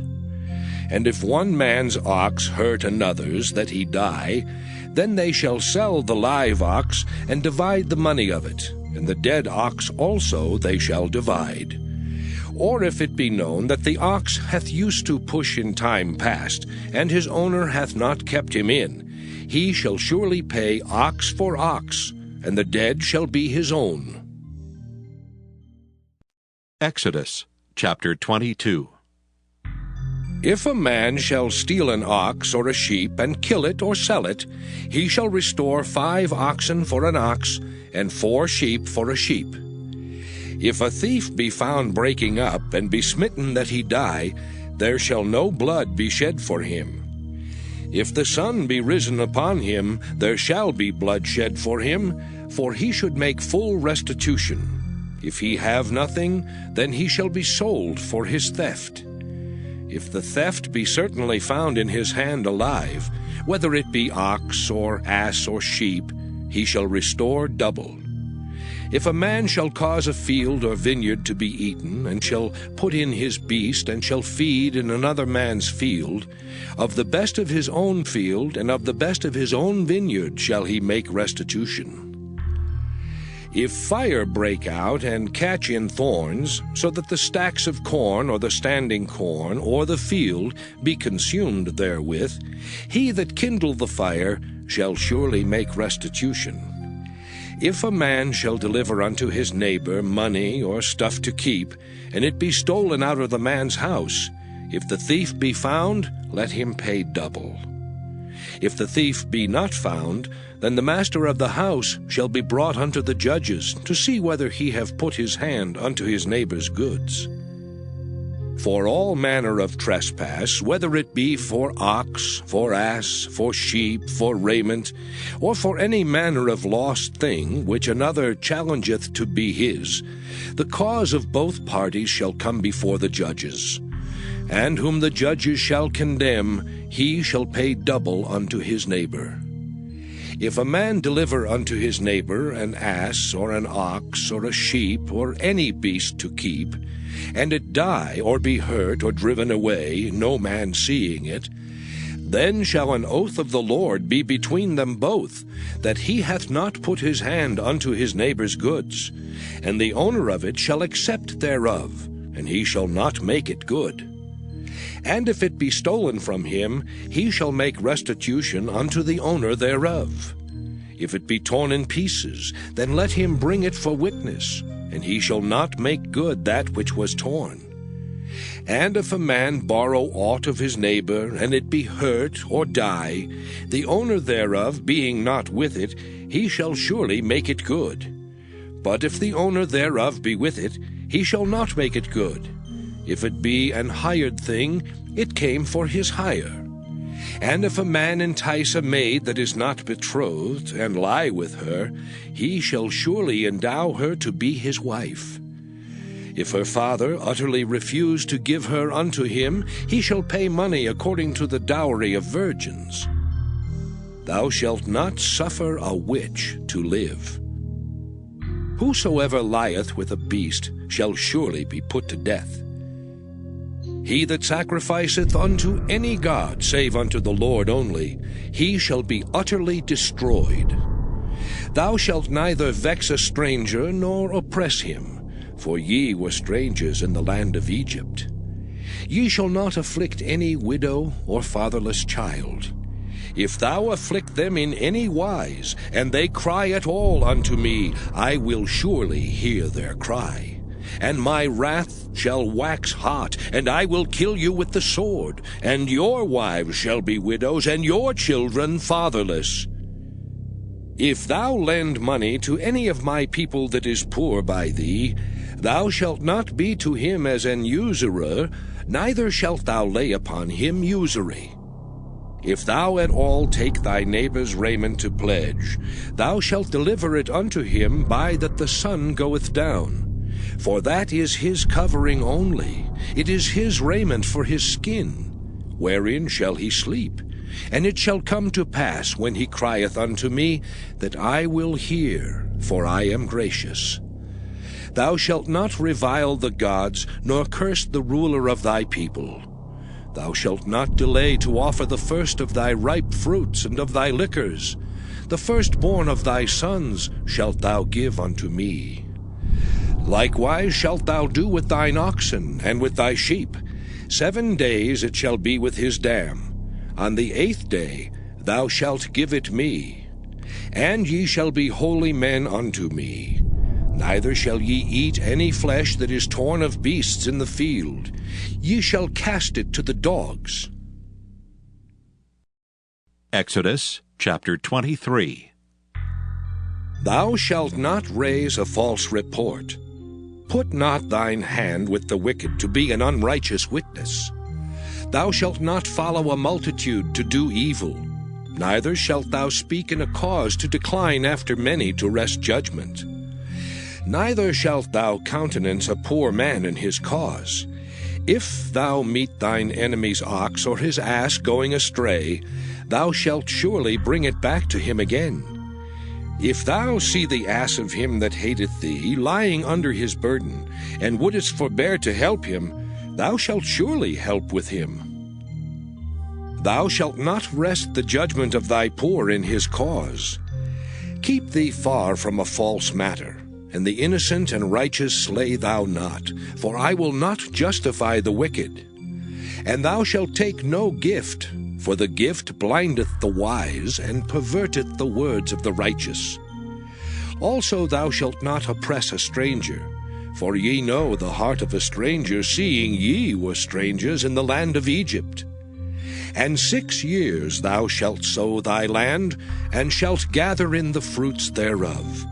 But the 7th year thou shalt let it rest and lie still, that the poor of thy people may eat, and what they leave the beasts of the field shall eat. In like manner thou shalt deal with thy vineyard and with thy oliveyard. 6 days thou shalt do thy work, and on the 7th day thou shalt rest. That thine ox and thine ass may rest, and the son of thy handmaid, and the stranger may be refreshed. And in all things that I have said unto you be circumspect. And make no mention of the name of other gods, neither let it be heard out of thy mouth.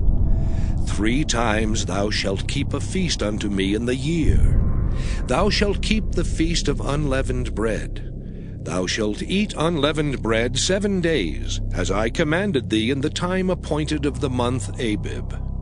For in it thou camest out from Egypt, and none shall appear before me empty. And the feast of harvest, the first fruits of thy labors, which thou hast sown in the field. And the feast of ingathering, which is in the end of the year, when thou hast gathered in thy labors out of the field. 3 times in the year all thy males shall appear before the Lord God. Thou shalt not offer the blood of my sacrifice with leavened bread, neither shall the fat of my sacrifice remain until the morning. The first of the firstfruits of thy land thou shalt bring into the house of the Lord thy God. Thou shalt not see the kid in his mother's milk. Behold, I send an angel before thee to keep thee in the way, and to bring thee into the place which I have prepared. Beware of him, and obey his voice. Provoke him not, for he will not pardon your transgressions, for my name is in him. But if thou shalt indeed obey his voice, and do all that I speak, then I will be an enemy unto thine enemies, and an adversary unto thine adversaries.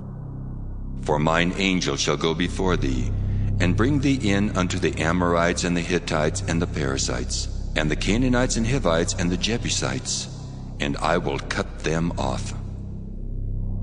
Thou shalt not bow down to their gods, nor serve them, nor do after their works, but thou shalt utterly overthrow them, and quite break down their images. And ye shall serve the Lord your God, and he shall bless thy bread and thy water, and I will take sickness away from the midst of thee. There shall nothing cast their young, nor be barren in thy land. The number of thy days I will fulfill.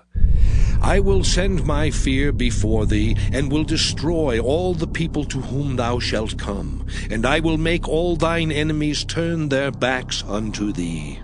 And I will send hornets before thee, which shall drive out the Hivite, the Canaanite, and the Hittite from before thee.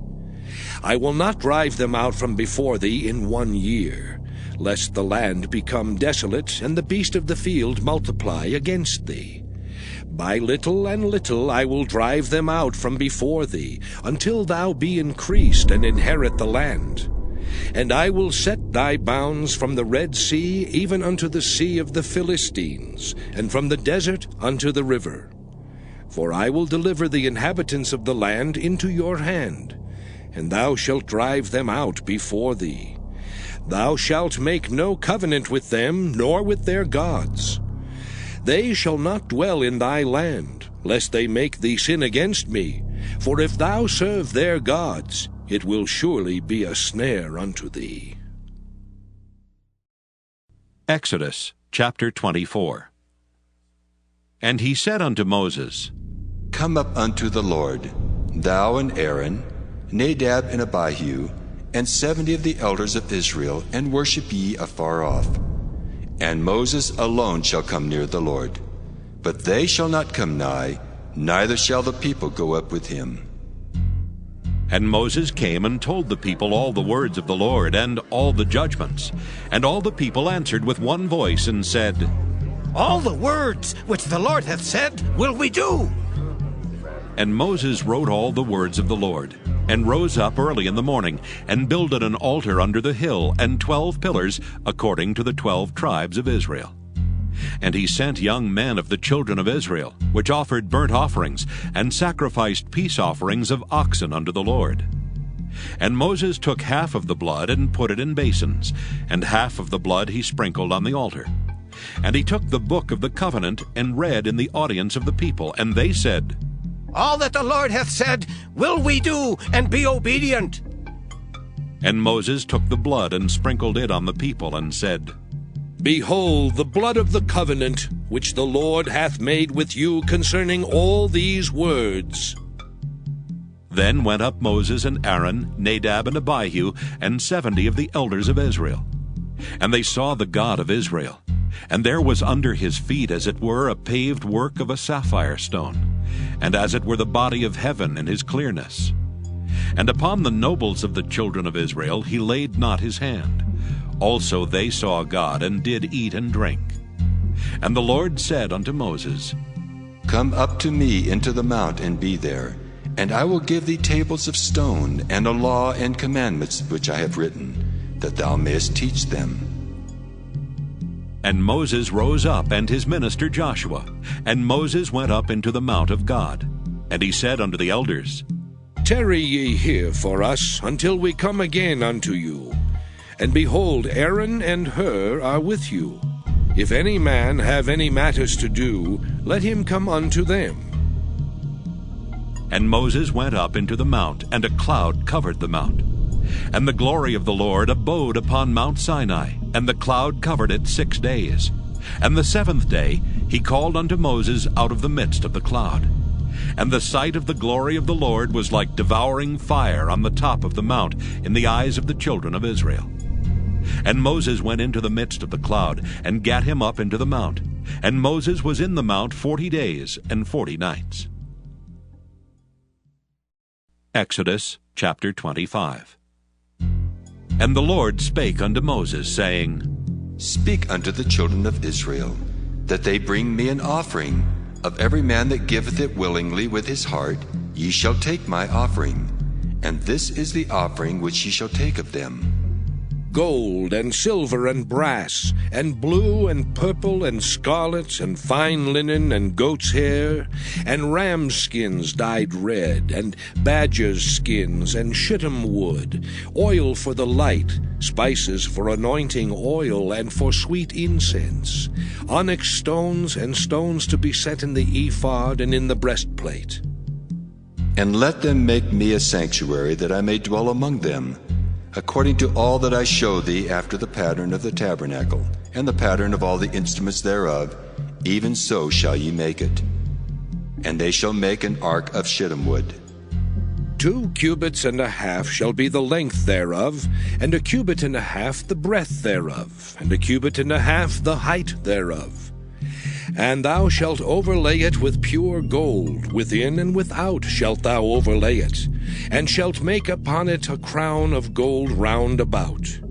And thou shalt cast 4 rings of gold for it, and put them in the 4 corners thereof, and 2 rings shall be in the one side of it, and 2 rings in the other side of it. And thou shalt make staves of shittim wood, and overlay them with gold. And thou shalt put the staves into the rings by the sides of the ark, that the ark may be borne with them. The staves shall be in the rings of the ark, they shall not be taken from it. And thou shalt put into the ark the testimony which I shall give thee. And thou shalt make a mercy seat of pure gold. 2 cubits and a half shall be the length thereof, and 1 cubit and a half the breadth thereof. And thou shalt make 2 cherubims of gold. Of beaten work shalt thou make them, in the 2 ends of the mercy seat. And make 1 cherub on the one end, and the other cherub on the other end. Even of the mercy seat shall ye make the cherubims on the 2 ends thereof.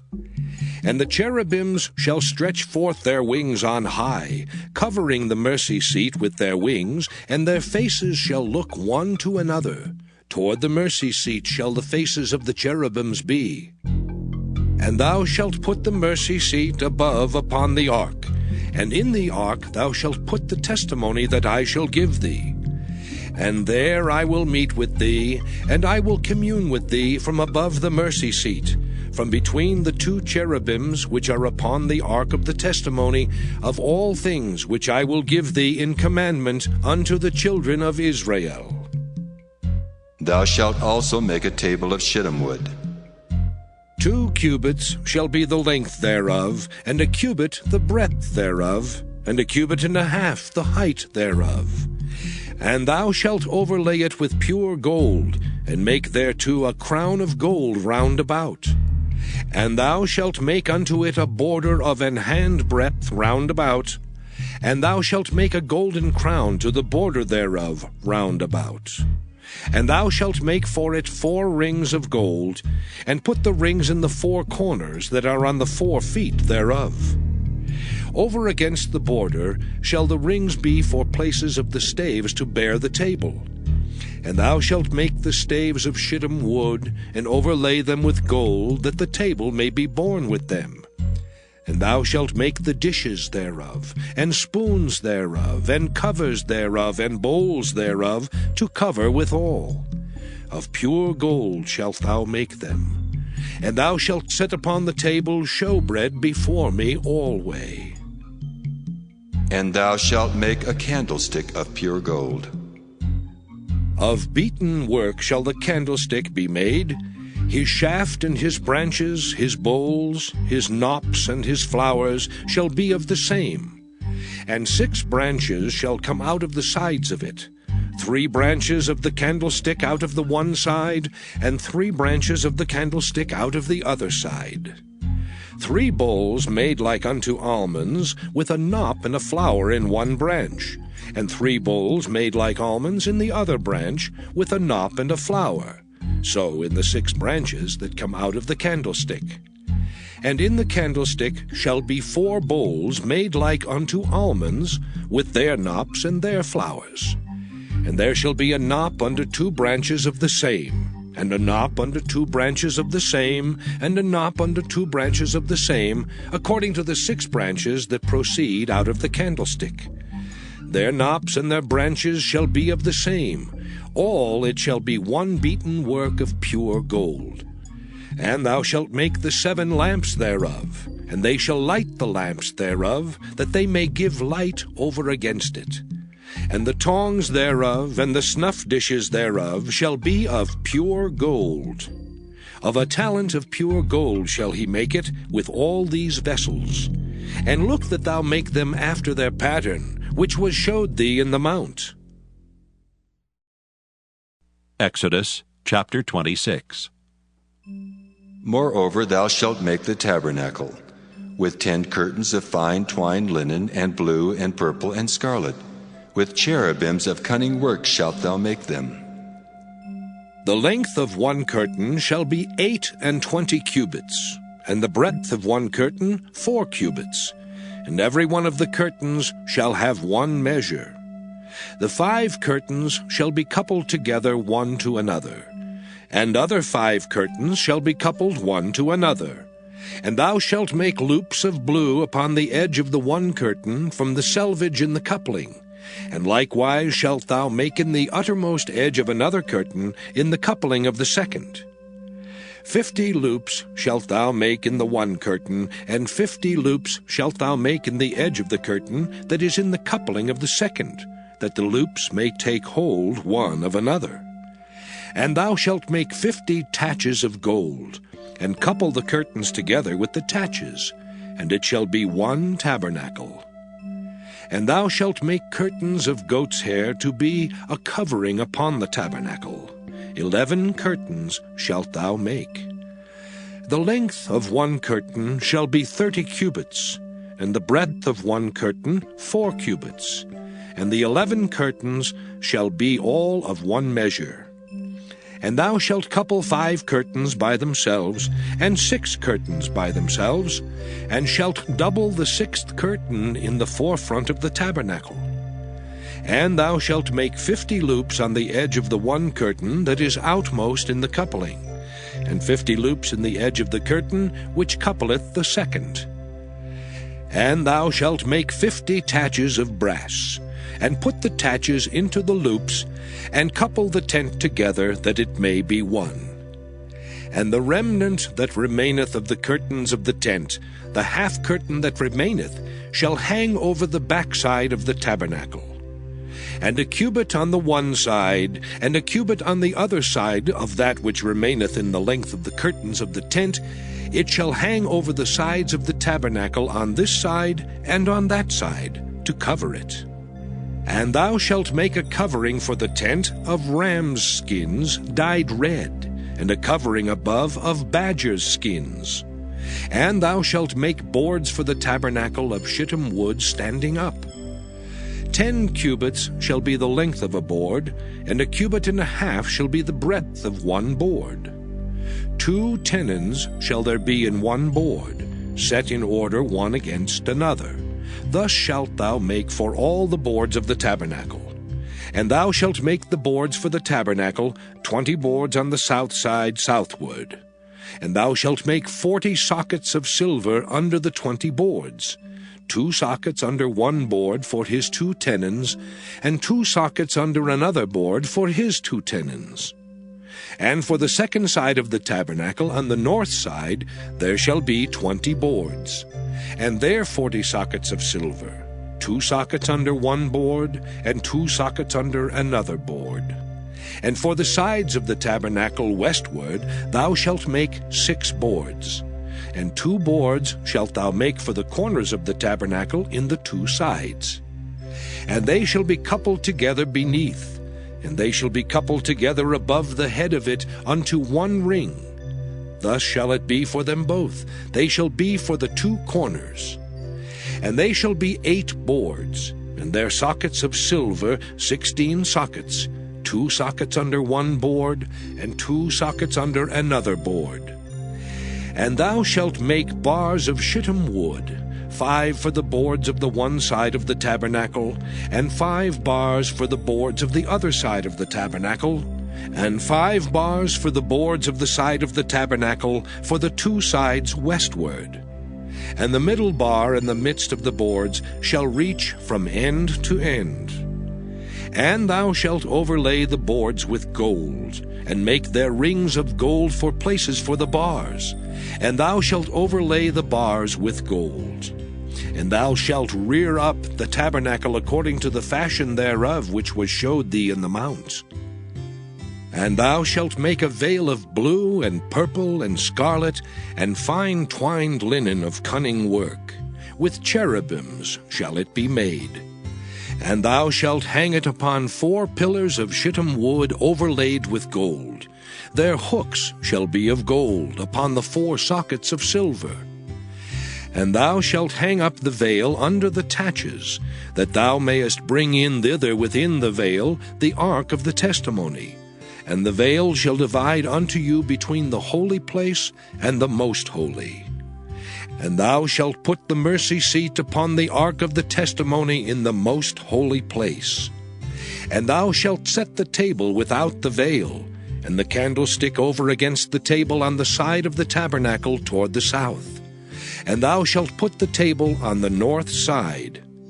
And thou shalt make an hanging for the door of the tent of blue and purple and scarlet and fine twined linen, wrought with needlework. And thou shalt make for the hanging 5 pillars of shittim wood, and overlay them with gold, and their hooks shall be of gold. And thou shalt cast 5 sockets of brass for them.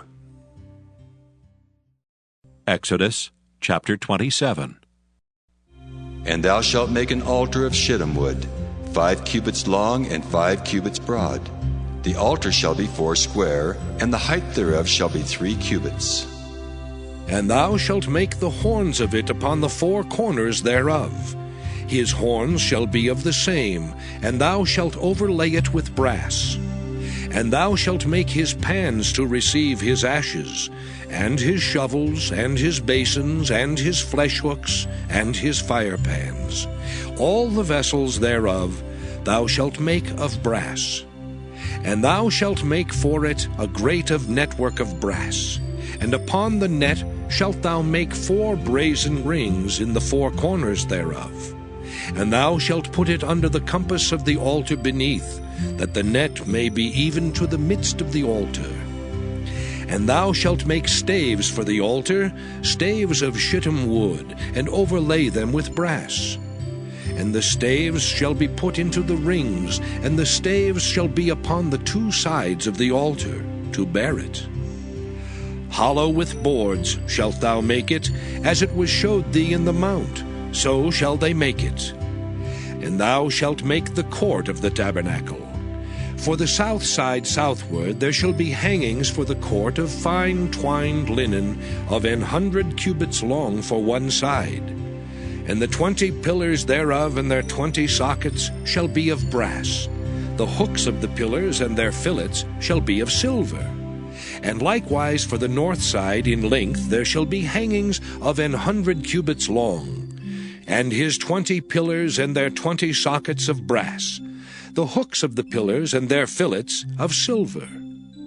And for the breadth of the court on the west side shall be hangings of 50 cubits, their pillars 10 and their sockets 10. And the breadth of the court on the east side eastward shall be 50 cubits. The hangings of one side of the gate shall be 15 cubits, their pillars 3 and their sockets 3. And on the other side shall be hangings 15 cubits, their pillars 3 and their sockets 3. And for the gate of the court shall be an hanging of 20 cubits, of blue and purple and scarlet and fine twined linen, wrought with needlework. And their pillars shall be 4 and their sockets 4.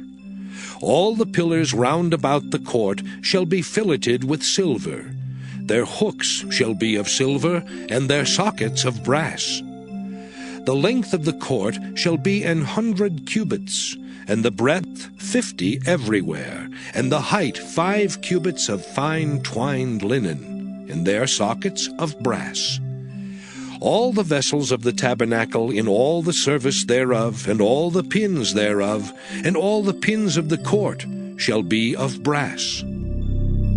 And thou shalt command the children of Israel that they bring thee pure olive oil beaten for the light, to cause the lamp to burn always. In the tabernacle of the congregation without the veil, which is before the testimony, Aaron and his sons shall order it from evening to morning before the Lord. It shall be a statute forever unto their generations on the behalf of the children of Israel. Exodus chapter 28. And take thou unto thee Aaron thy brother and his sons with him from among the children of Israel, that he may minister unto me in the priest's office. Even Aaron, Nadab and Abihu, Eleazar and Ithamar, Aaron's sons. And thou shalt make holy garments for Aaron thy brother for glory and for beauty. And thou shalt speak unto all that are wise-hearted, whom I have filled with the spirit of wisdom, that they may make Aaron's garments to consecrate him, that he may minister unto me in the priest's office. And these are the garments which they shall make: a breastplate, and an ephod, and a robe, and a broidered coat, a mitre, and a girdle. And they shall make holy garments for Aaron thy brother and his sons, that he may minister unto me in the priest's office. And they shall take gold, and blue, and purple, and scarlet, and fine linen. And they shall make the ephod of gold, of blue, and of purple, of scarlet, and fine twined linen, with cunning work. It shall have the 2 shoulder pieces thereof joined at the 2 edges thereof, and so it shall be joined together. And the curious girdle of the ephod, which is upon it, shall be of the same, according to the work thereof, even of gold, of blue, and purple, and scarlet, and fine twined linen. And thou shalt take 2 onyx stones, and grave on them the names of the children of Israel, 6 of their names on one stone, and the other 6 names of the rest on the other stone, according to their birth. With the work of an engraver in stone, like the engravings of a signet, shalt thou engrave the 2 stones with the names of the children of Israel. Thou shalt make them to be set in ouches of gold. And thou shalt put the 2 stones upon the shoulders of the ephod for stones of memorial unto the children of Israel. And Aaron shall bear their names before the Lord upon his 2 shoulders for a memorial. And thou shalt make ouches of gold, and 2 chains of pure gold at the ends. Of wreathen work shalt thou make them, and fasten the wreathen chains to the ouches. And thou shalt make the breastplate of judgment with cunning work. After the work of the ephod thou shalt make it. Of gold, of blue, and of purple, and of scarlet, and of fine twined linen shalt thou make it. 80 it shall be, being doubled. A span shall be the length thereof, and a span shall be the breadth thereof. And thou shalt set it in settings of stones, even 4 rows of stones. The first row shall be a sardius, a topaz, and a carbuncle. This shall be the first row. And the second row shall be an emerald, a sapphire, and a diamond. And the third row a ligure, an agate, and an amethyst. And the fourth row a beryl, and an onyx, and a jasper. They shall be set in gold in their enclosings. And the stones shall be with the names of the children of Israel, 12, according to their names, like the engravings of a signet. Every one with his name shall they be according to the 12 tribes. And thou shalt make upon the breastplate chains at the ends of wreathen work of pure gold. And thou shalt make upon the breastplate 2 rings of gold, and shalt put the 2 rings on the 2 ends of the breastplate. And thou shalt put the 2 wreathen chains of gold in the 2 rings which are on the ends of the breastplate. And the other 2 ends of the 2 wreathen chains thou shalt fasten in the 2 ouches, and put them on the shoulder pieces of the ephod before it. And thou shalt make 2 rings of gold, and thou shalt put them upon the 2 ends of the breastplate in the border thereof, which is in the side of the ephod inward. And 2 other rings of gold thou shalt make, and shalt put them on the 2 sides of the ephod underneath, toward the forepart thereof, over against the other coupling thereof, above the curious girdle of the ephod. And they shall bind the breastplate by the rings thereof unto the rings of the ephod with a lace of blue, that it may be above the curious girdle of the ephod, and that the breastplate be not loosed from the ephod. And Aaron shall bear the names of the children of Israel in the breastplate of judgment upon his heart, when he goeth in unto the holy place, for a memorial before the Lord continually. And thou shalt put in the breastplate of judgment the Urim and the Thummim, and they shall be upon Aaron's heart when he goeth in before the Lord. And Aaron shall bear the judgment of the children of Israel upon his heart before the Lord continually. And thou shalt make the robe of the ephod all of blue, and there shall be an hole in the top of it, in the midst thereof. It shall have a binding of woven work round about the hole of it, as it were the hole of an habergeon, that it be not rent. And beneath upon the hem of it thou shalt make pomegranates of blue, and of purple, and of scarlet, round about the hem thereof, and bells of gold between them round about. A golden bell and a pomegranate, a golden bell and a pomegranate, upon the hem of the robe round about. And it shall be upon Aaron to minister, and his sound shall be heard when he goeth in unto the holy place before the Lord, and when he cometh out, that he die not. And thou shalt make a plate of pure gold, and grave upon it, like the engravings of a signet, Holiness to the Lord. And thou shalt put it on a blue lace, that it may be upon the mitre, upon the forefront of the mitre it shall be. And it shall be upon Aaron's forehead, that Aaron may bear the iniquity of the holy things which the children of Israel shall hallow in all their holy gifts. And it shall be always upon his forehead, that they may be accepted before the Lord. And thou shalt embroider the coat of fine linen, and thou shalt make the mitre of fine linen, and thou shalt make the girdle of needlework. And for Aaron's sons thou shalt make coats, and thou shalt make for them girdles, and bonnets shalt thou make for them, for glory and for beauty. And thou shalt put them upon Aaron thy brother, and his sons with him, and shalt anoint them, and consecrate them, and sanctify them, that they may minister unto me in the priest's office. And thou shalt make them linen breeches to cover their nakedness. From the loins even unto the thighs they shall reach. And they shall be upon Aaron and upon his sons when they come in unto the tabernacle of the congregation, or when they come near unto the altar to minister in the holy place, that they bear not iniquity and die. It shall be a statute forever unto him and his seed after him. Exodus chapter 29. And this is the thing that thou shalt do unto them to hallow them, to minister unto me in the priest's office. Take 1 young bullock and 2 rams without blemish, and unleavened bread and cakes unleavened, tempered with oil, and wafers unleavened, anointed with oil. Of wheaten flour shalt thou make them. And thou shalt put them into 1 basket, and bring them in the basket with the bullock and the 2 rams. And Aaron and his sons thou shalt bring unto the door of the tabernacle of the congregation, and shalt wash them with water. And thou shalt take the garments, and put upon Aaron the coat, and the robe of the ephod, and the breastplate, and gird him with the curious girdle of the ephod. And thou shalt put the mitre upon his head, and put the holy crown upon the mitre. Then shalt thou take the anointing oil, and pour it upon his head, and anoint him. And thou shalt bring his sons, and put coats upon them.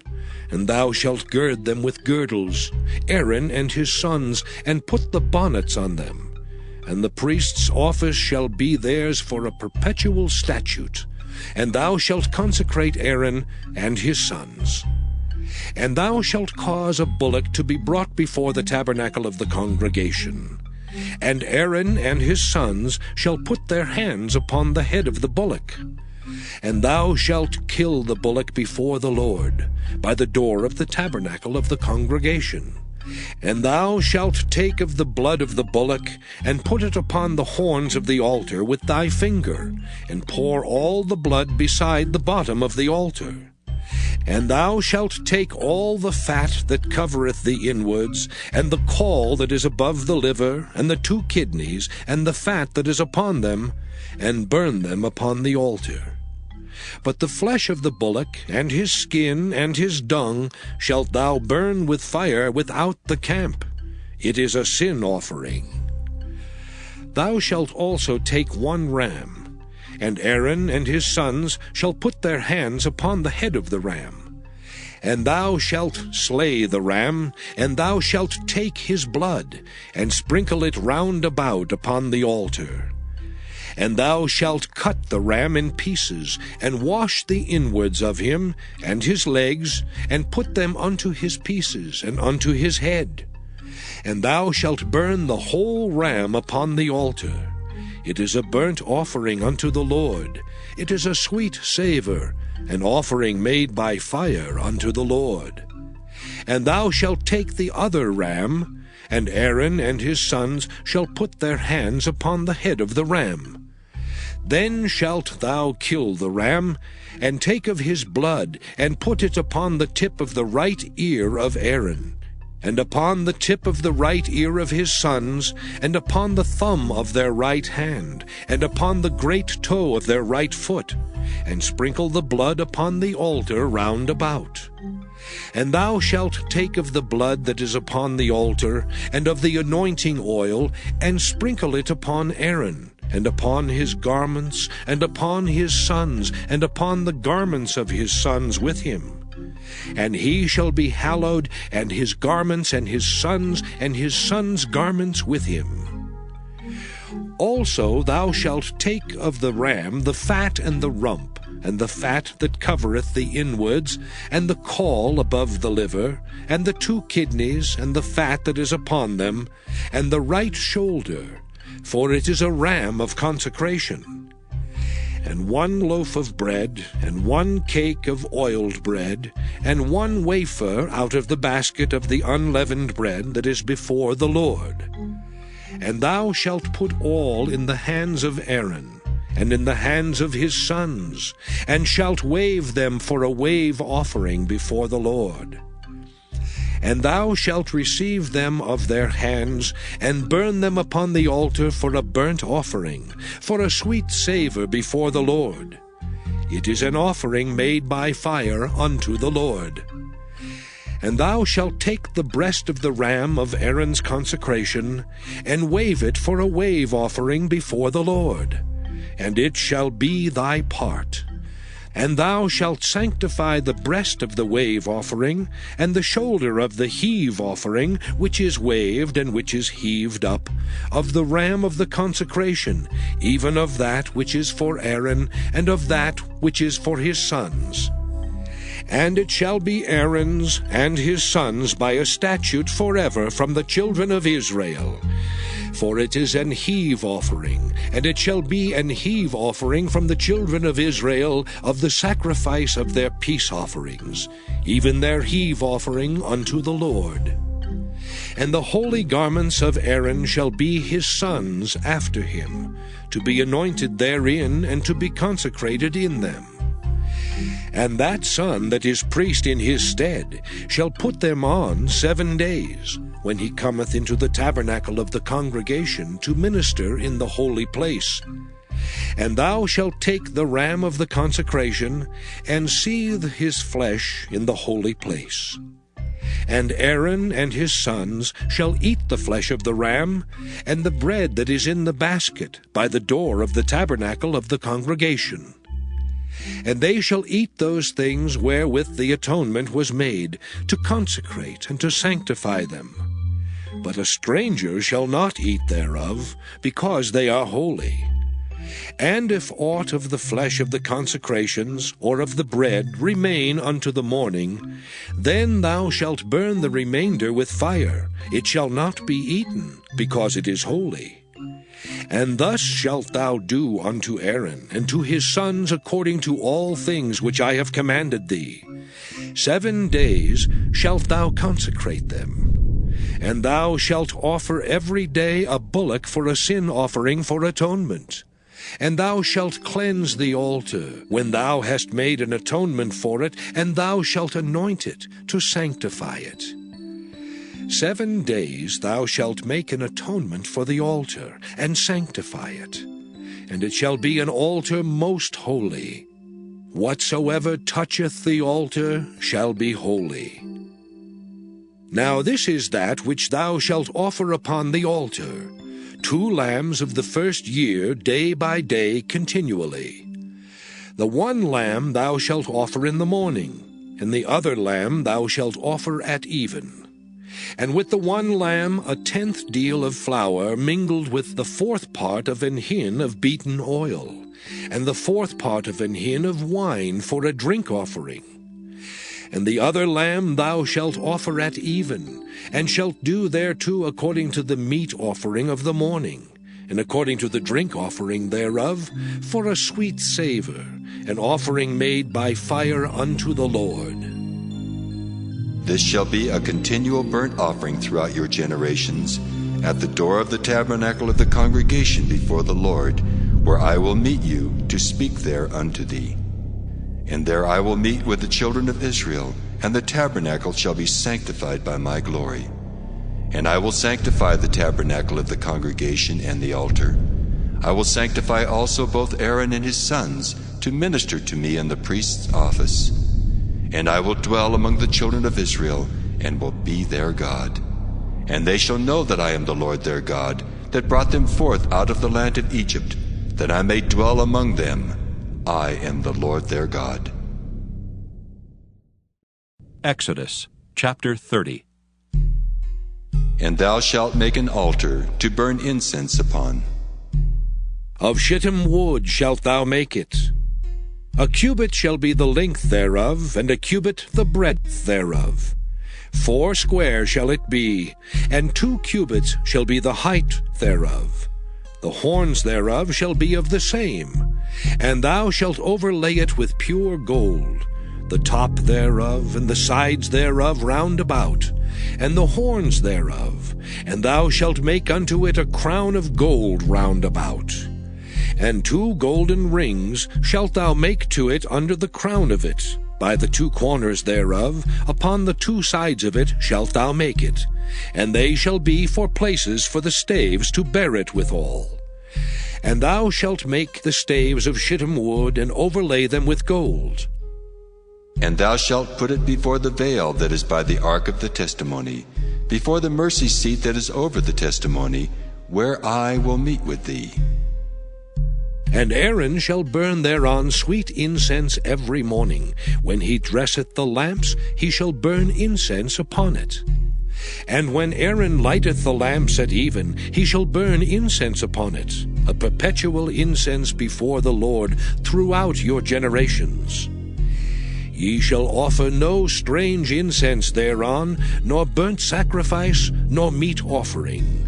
Neither shall ye pour drink offering thereon.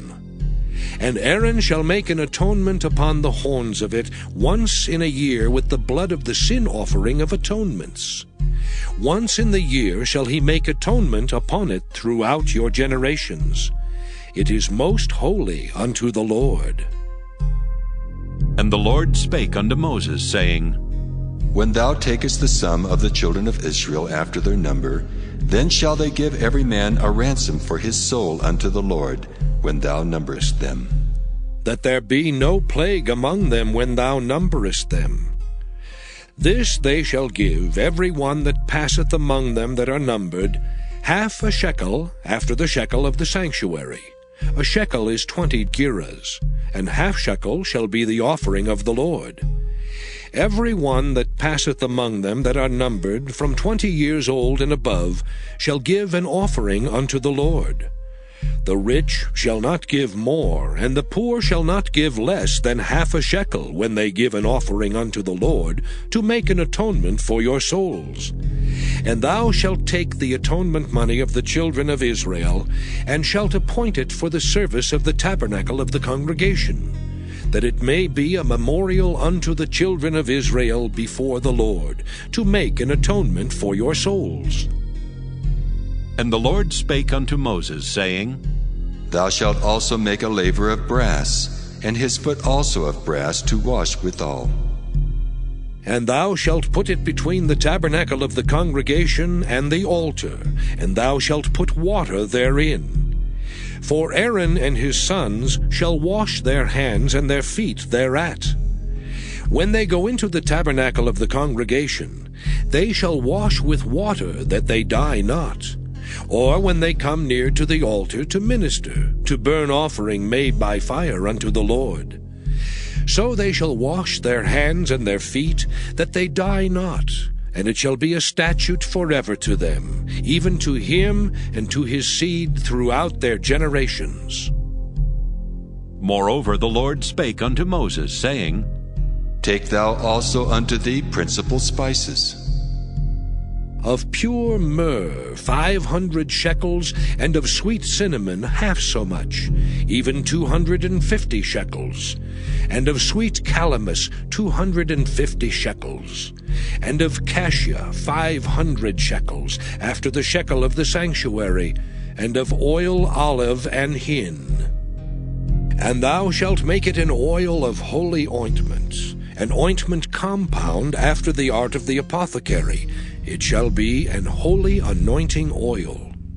And thou shalt anoint the tabernacle of the congregation therewith, and the ark of the testimony, and the table and all his vessels, and the candlestick and his vessels, and the altar of incense, and the altar of burnt offering with all his vessels, and the laver and his foot.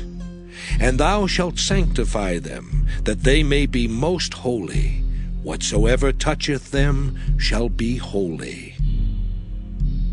And thou shalt anoint Aaron and his sons, and consecrate them, that they may minister unto me in the priest's office. And thou shalt speak unto the children of Israel, saying, This shall be an holy anointing oil unto me throughout your generations. Upon man's flesh shall it not be poured, neither shall ye make any other like it, after the composition of it.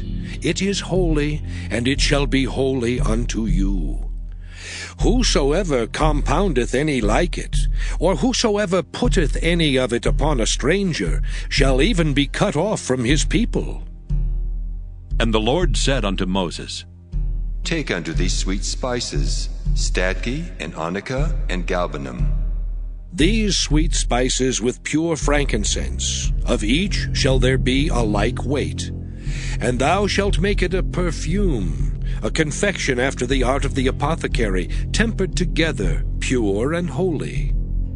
And thou shalt beat some of it very small, and put of it before the testimony in the tabernacle of the congregation, where I will meet with thee. It shall be unto you most holy.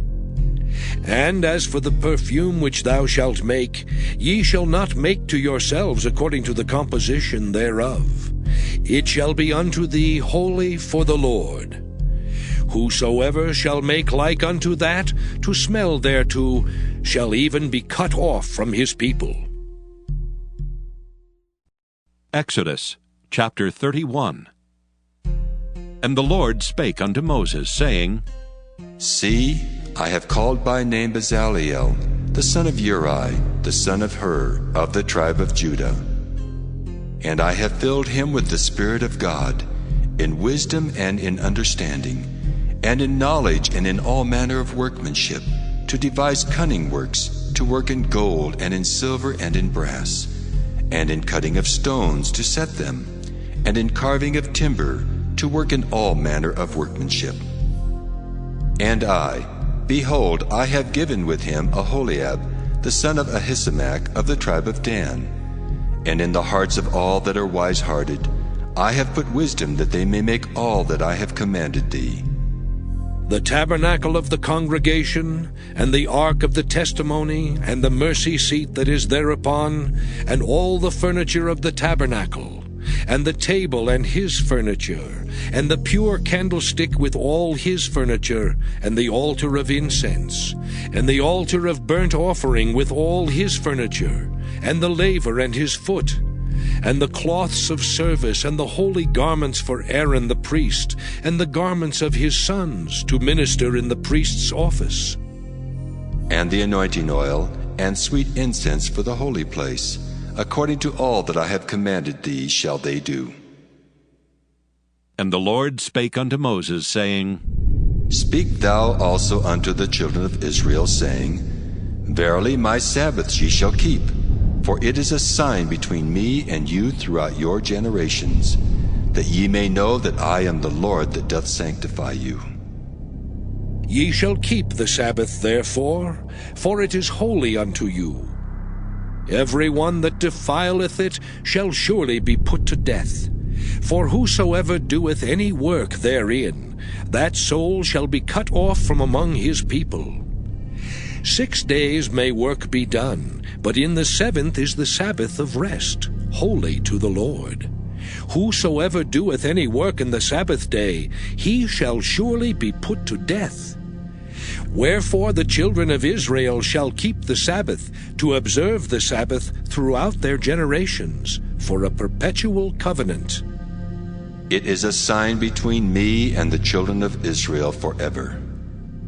For in 6 days the Lord made heaven and earth, and on the 7th day he rested, and was refreshed. And he gave unto Moses, when he had made an end of communing with him upon Mount Sinai, 2 tables of testimony, tables of stone, written with the finger of God. Exodus chapter 32. And when the people saw that Moses delayed to come down out of the mount, the people gathered themselves together unto Aaron, and said unto him, Up, make us gods which shall go before us. For as for this Moses, the man that brought us up out of the land of Egypt, we wot not what has become of him. And Aaron said unto them, Break off the golden earrings which are in the ears of your wives, of your sons, and of your daughters, and bring them unto me. And all the people brake off the golden earrings which were in their ears, and brought them unto Aaron.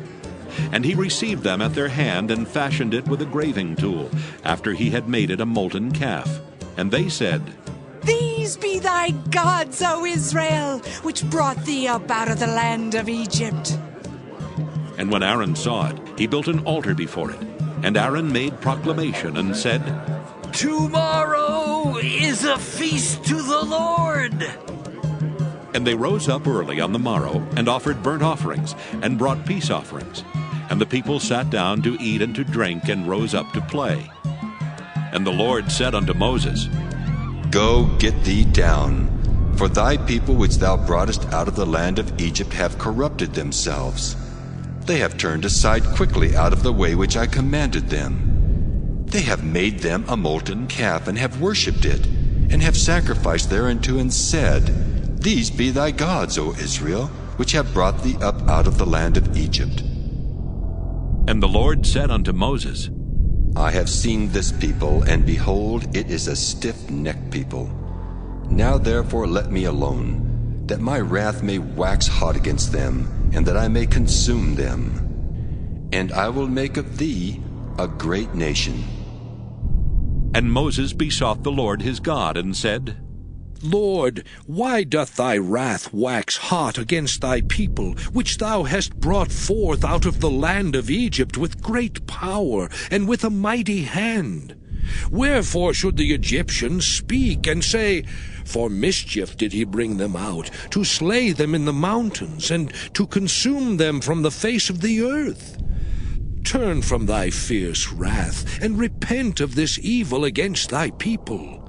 Remember Abraham, Isaac, and Israel, thy servants, to whom thou swarest by thine own self, and saidst unto them, I will multiply your seed as the stars of heaven, and all this land that I have spoken of will I give unto your seed, and they shall inherit it forever. And the Lord repented of the evil which he thought to do unto his people. And Moses turned and went down from the mount, and the 2 tables of the testimony were in his hand. The tables were written on both their sides. On the one side and on the other were they written. And the tables were the work of God, and the writing was the writing of God, graven upon the tables. And when Joshua heard the noise of the people as they shouted, he said unto Moses, There is a noise of war in the camp.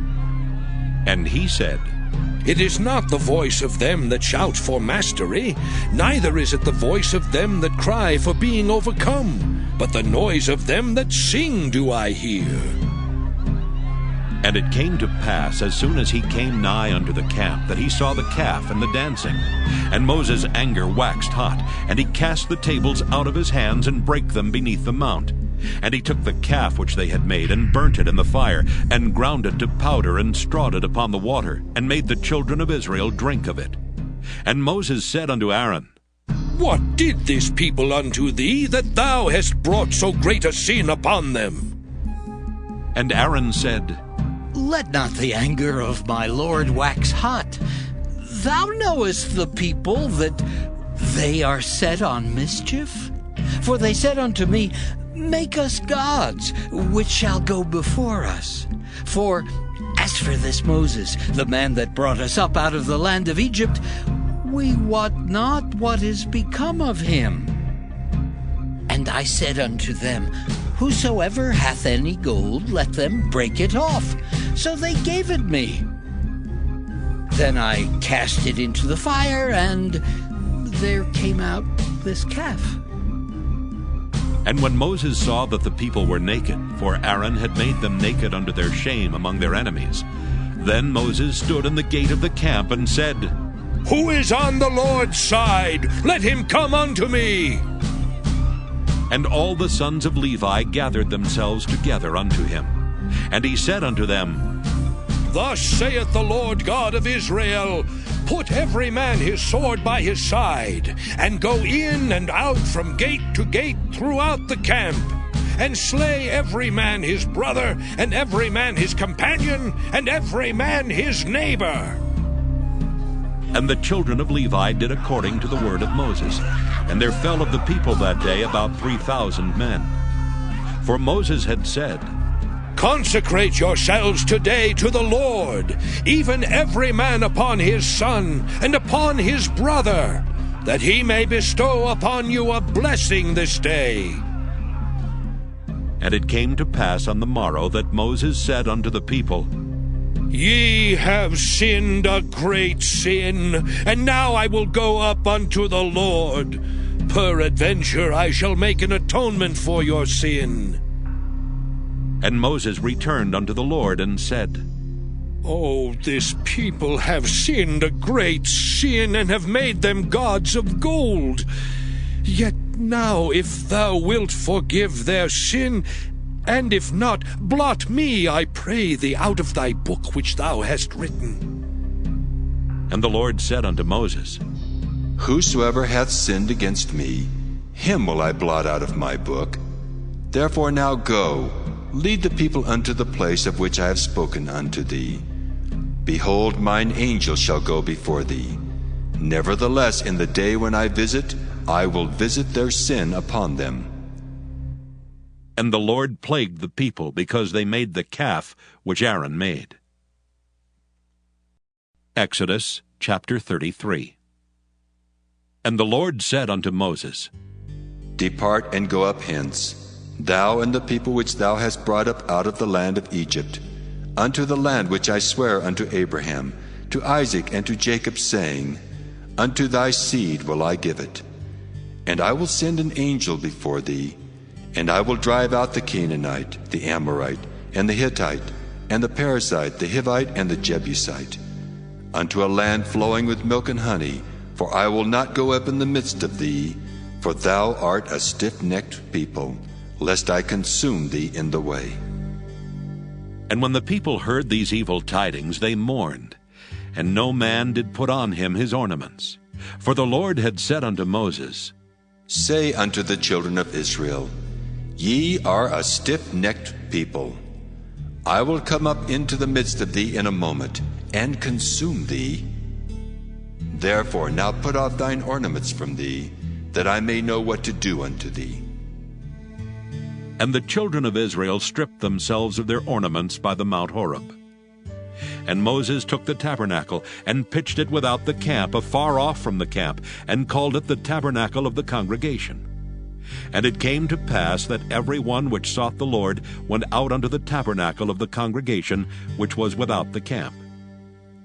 And it came to pass, when Moses went out unto the tabernacle, that all the people rose up, and stood every man at his tent door, and looked after Moses until he was gone into the tabernacle.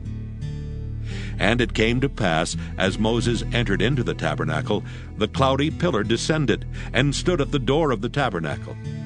And the Lord talked with Moses. And all the people saw the cloudy pillar stand at the tabernacle door. And all the people rose up and worshipped, every man in his tent door. And the Lord spake unto Moses face to face, as a man speaketh unto his friend. And he turned again into the camp. But his servant Joshua, the son of Nun, a young man, departed not out of the tabernacle.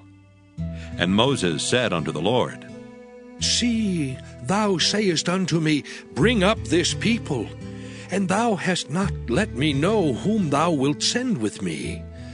Yet thou hast said, I know thee by name, and thou hast also found grace in my sight. Now therefore I pray thee, if I have found grace in thy sight, show me now thy way, that I may know thee, that I may find grace in thy sight, and consider that this nation is thy people. And he said, My presence shall go with thee, and I will give thee rest. And he said unto him, If thy presence go not with me, carry us not up hence. For wherein shall it be known here that I and thy people have found grace in thy sight? Is it not in that thou goest with us? So shall we be separated, I and thy people, from all the people that are upon the face of the earth.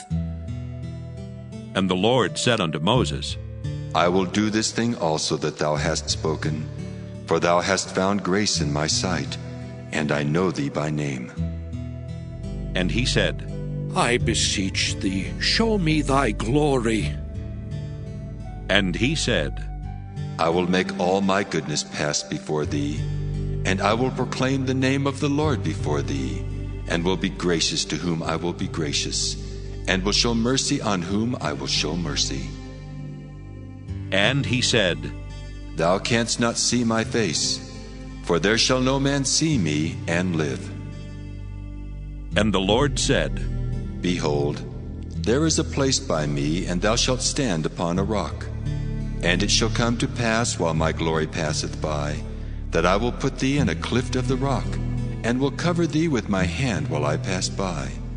And I will take away mine hand, and thou shalt see my back parts, but my face shall not be seen. Exodus chapter 34.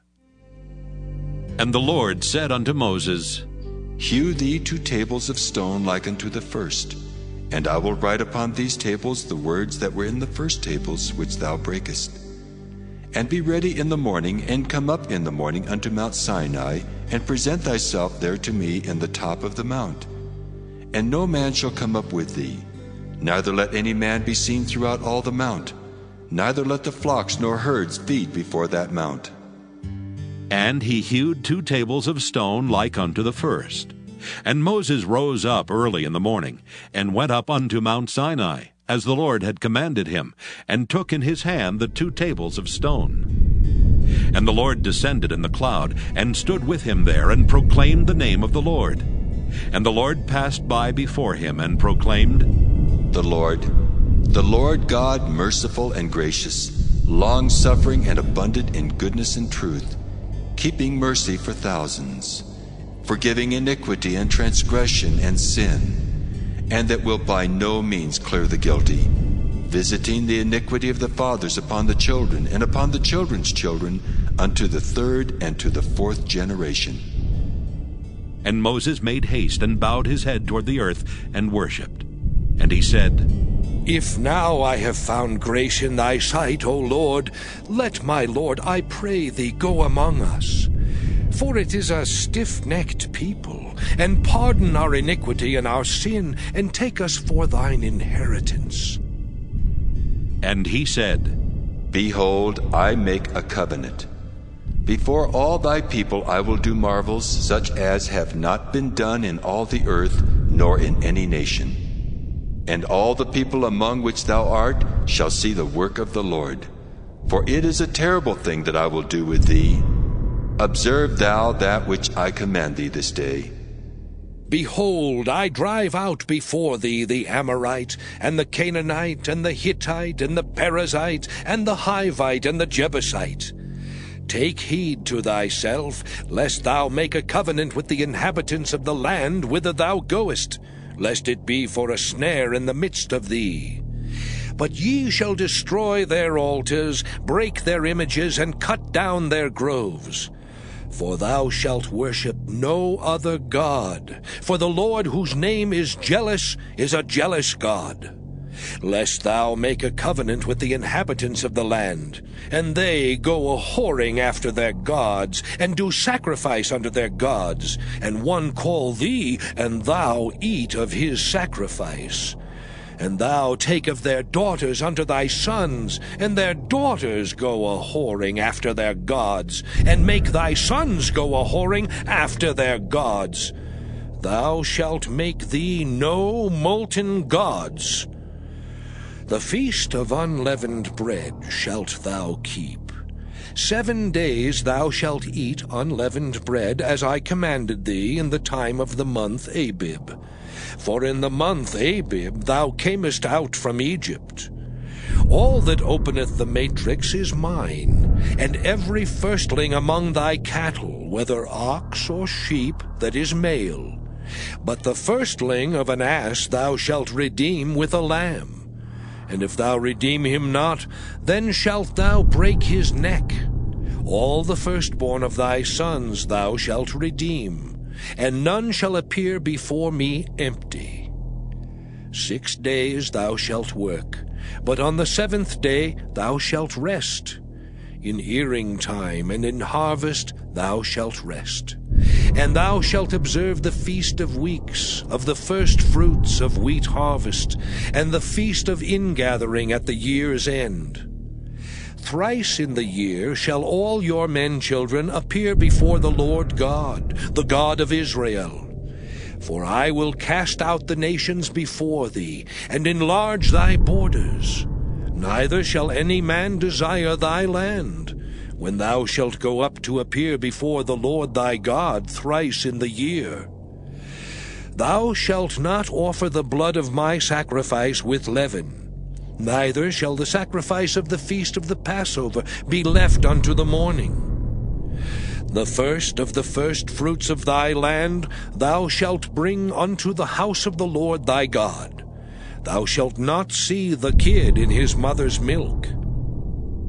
And the Lord said unto Moses, Write thou these words, for after the tenor of these words I have made a covenant with thee and with Israel.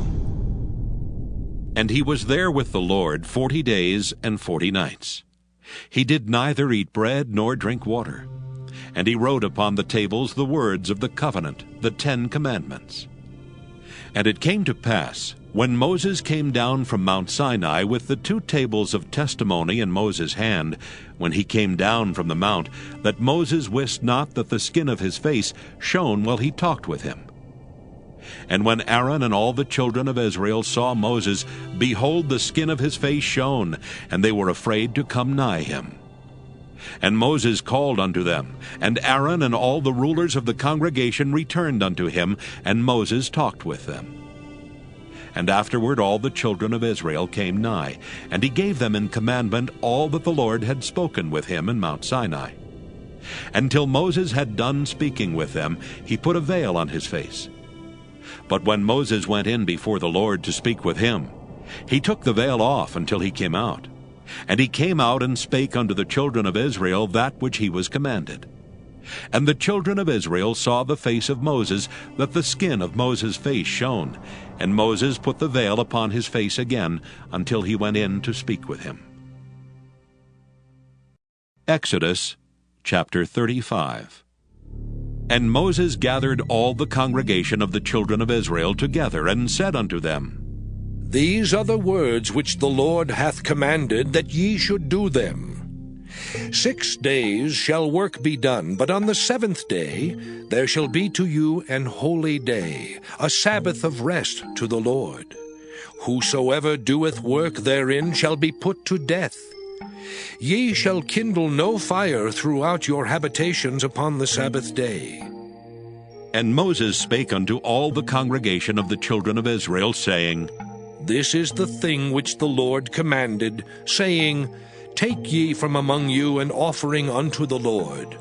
Whosoever is of a willing heart, let him bring it, an offering of the Lord, gold and silver and brass, and blue and purple and scarlet, and fine linen, and goat's hair, and ram's skins dyed red, and badger's skins, and shittim wood, and oil for the light, and spices for anointing oil, and for the sweet incense, and onyx stones, and stones to be set for the ephod, and for the breastplate. And every wise-hearted among you shall come, and make all that the Lord hath commanded.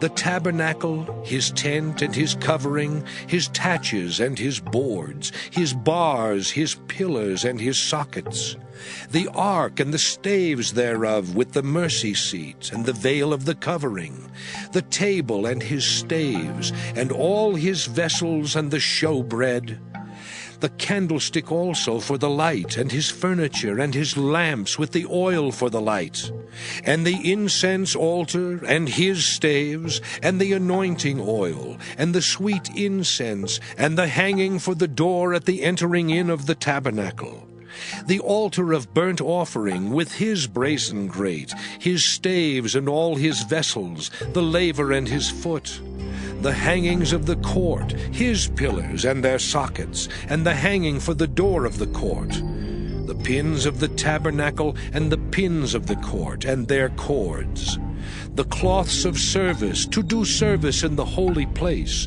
the holy garments for Aaron the priest, and the garments of his sons to minister in the priest's office. And all the congregation of the children of Israel departed from the presence of Moses. And they came, every one whose heart stirred him up, and every one whom his spirit made willing, and they brought the Lord's offering to the work of the tabernacle of the congregation, and for all his service, and for the holy garments. And they came, both men and women, as many as were willing-hearted, and brought bracelets and earrings and rings and tablets, all jewels of gold. And every man that offered an offering of gold unto the Lord. And every man with whom was found blue and purple and scarlet and fine linen, and goat's hair and red skins of rams and badgers' skins brought them. Every one that did offer an offering of silver and brass brought the Lord's offering. And every man with whom was found shittim wood for any work of the service brought it. And all the women that were wise-hearted did spin with their hands, and brought that which they had spun, both of blue and of purple and of scarlet and of fine linen. And all the women whose heart stirred them up in wisdom spun goat's hair.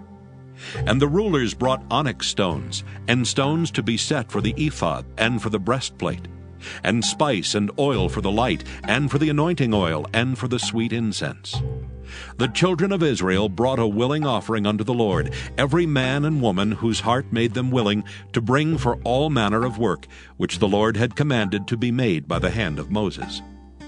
And Moses said unto the children of Israel, See, the Lord hath called by name Bezaleel, the son of Uri, the son of Hur, of the tribe of Judah. And he hath filled him with the Spirit of God, in wisdom, in understanding, and in knowledge, and in all manner of workmanship, and to devise curious works, to work in gold, and in silver, and in brass, and in the cutting of stones, to set them, and in carving of wood, to make any manner of cunning work. And he hath put in his heart that he may teach, both he and Aholiab the son of Ahisamach, of the tribe of Dan. Them hath he filled with wisdom of heart, to work all manner of work, of the engraver, and of the cunning workman, and of the embroiderer, in blue and in purple, in scarlet and in fine linen, and of the weaver, even of them that do any work, and of those that devise cunning work. Exodus chapter 36. Then wrought Bezaleel and Aholiab, and every wise-hearted man in whom the Lord put wisdom and understanding, to know how to work all manner of work for the service of the sanctuary, according to all that the Lord had commanded. And Moses called Bezaleel and Aholiab, and every wise-hearted man, in whose heart the Lord had put wisdom, even every one whose heart stirred him up, to come unto the work to do it.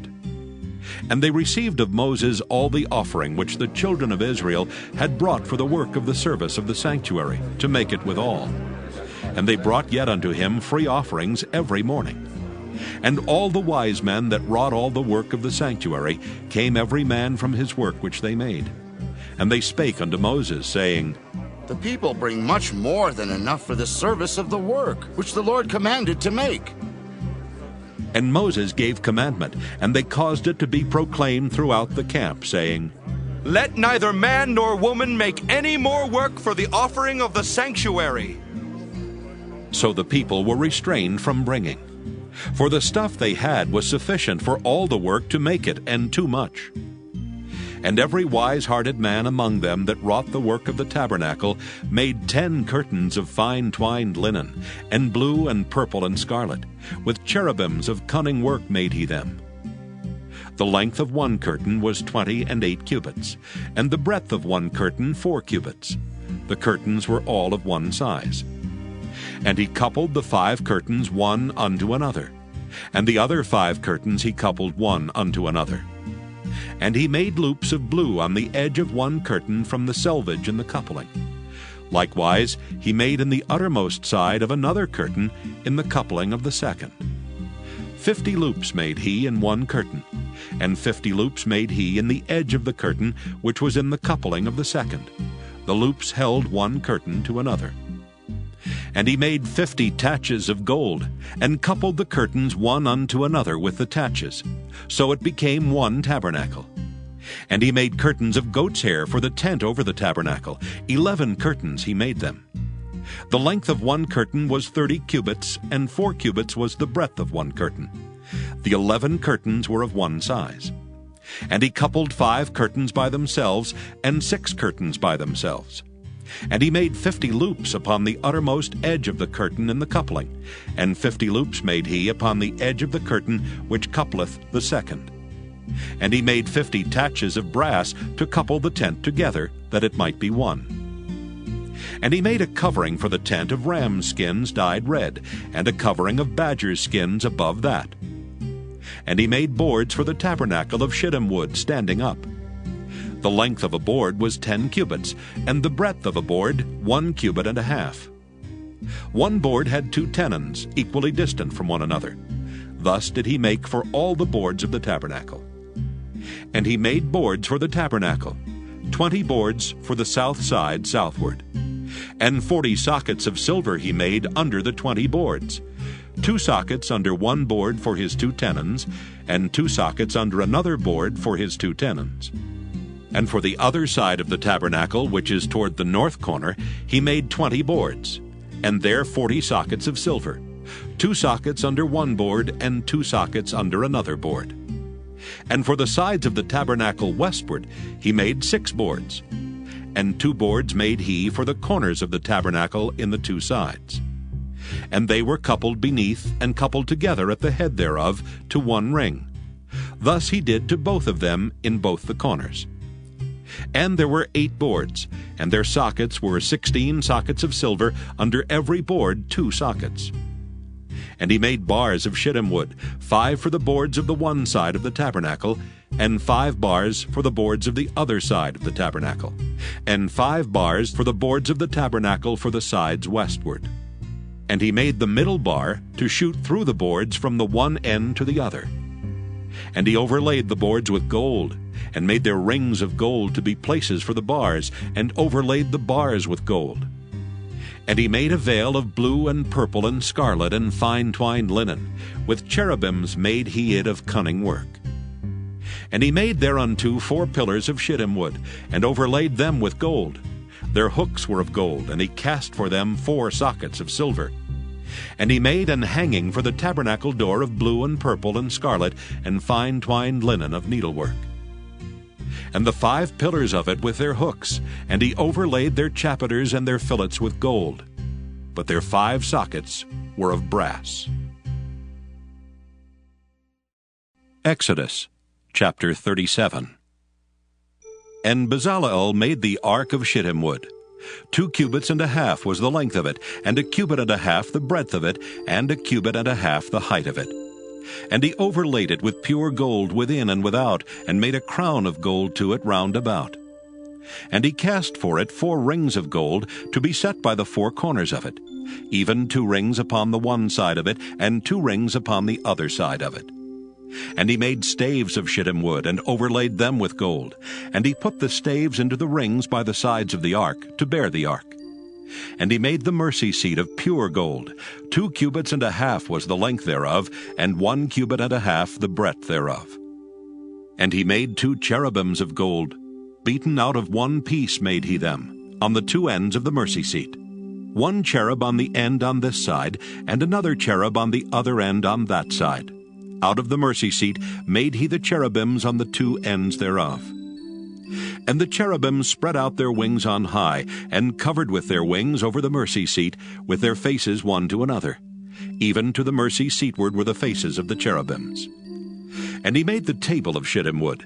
2 cubits was the length thereof, and 1 cubit the breadth thereof, and 1 cubit and a half the height thereof. And he overlaid it with pure gold, and made thereunto a crown of gold round about. Also he made thereunto a border of an handbreadth round about, and made a crown of gold for the border thereof round about. And he cast for it 4 rings of gold, and put the rings upon the 4 corners that were in the 4 feet thereof.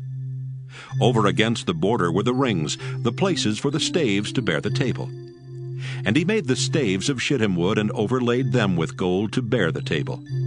And he made the vessels which were upon the table, his dishes and his spoons and his bowls, and his covers to cover withal of pure gold. And he made the candlestick of pure gold. Of beaten work made he the candlestick. His shaft and his branch, his bowls, his knops and his flowers were of the same. And 6 branches going out of the sides thereof. 3 branches of the candlestick out of the one side thereof, and 3 branches of the candlestick out of the other side thereof. 3 bowls made after the fashion of almonds in 1 branch, a knop and a flower. And 3 bowls made like almonds in another branch, a knop and a flower. So throughout the 6 branches going out of the candlestick. And in the candlestick were 4 bowls made like almonds, his knops and his flowers. And a knop under 2 branches of the same, and a knop under 2 branches of the same, and a knop under 2 branches of the same, according to the 6 branches going out of it. Their knops and their branches were of the same. All of it was 1 beaten work of pure gold. And he made his 7 lamps, and his snuffers, and his snuff dishes of pure gold. Of a talent of pure gold made he it, and all the vessels thereof. And he made the incense altar of shittim wood. The length of it was 1 cubit, and the breadth of it 1 cubit. It was 4 square, and 2 cubits was the height of it. The horns thereof were of the same. And he overlaid it with pure gold, both the top of it and the sides thereof round about, and the horns of it. Also he made unto it a crown of gold round about. And he made 2 rings of gold for it under the crown thereof, by the 2 corners of it, upon the 2 sides thereof, to be places for the staves to bear it withal. And he made the staves of shittim wood, and overlaid them with gold. And he made the holy anointing oil and the pure incense of sweet spices according to the work of the apothecary. Exodus chapter 38. And he made the altar of burnt offering of shittim wood. 5 cubits was the length thereof, and 5 cubits the breadth thereof. It was 4 square, and 3 cubits the height thereof. And he made the horns thereof on the 4 corners of it. The horns thereof were of the same, and he overlaid it with brass. And he made all the vessels of the altar, the pots and the shovels and the basins and the flesh hooks and the fire pans. All the vessels thereof made he of brass. And he made for the altar a brazen grate of network under the compass thereof beneath unto the midst of it. And he cast 4 rings for the 4 ends of the grate of brass to be places for the staves. And he made the staves of shittim wood and overlaid them with brass. And he put the staves into the rings on the sides of the altar to bear it withal. He made the altar hollow with boards. And he made the laver of brass, and the foot of it of brass, of the looking glasses of the women assembling, which assembled at the door of the tabernacle of the congregation. And he made the court. On the south side southward, the hangings of the court were of fine twined linen, 100 cubits. Their pillars were 20, and their brazen sockets 20.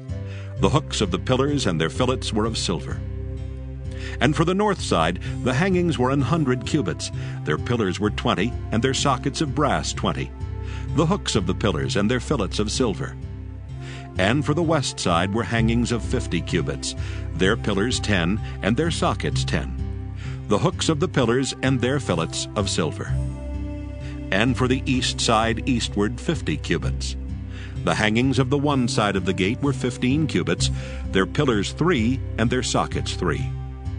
And for the other side of the court gate, on this hand and that hand, were hangings of 15 cubits, their pillars 3, and their sockets 3. All the hangings of the court round about were of fine twined linen.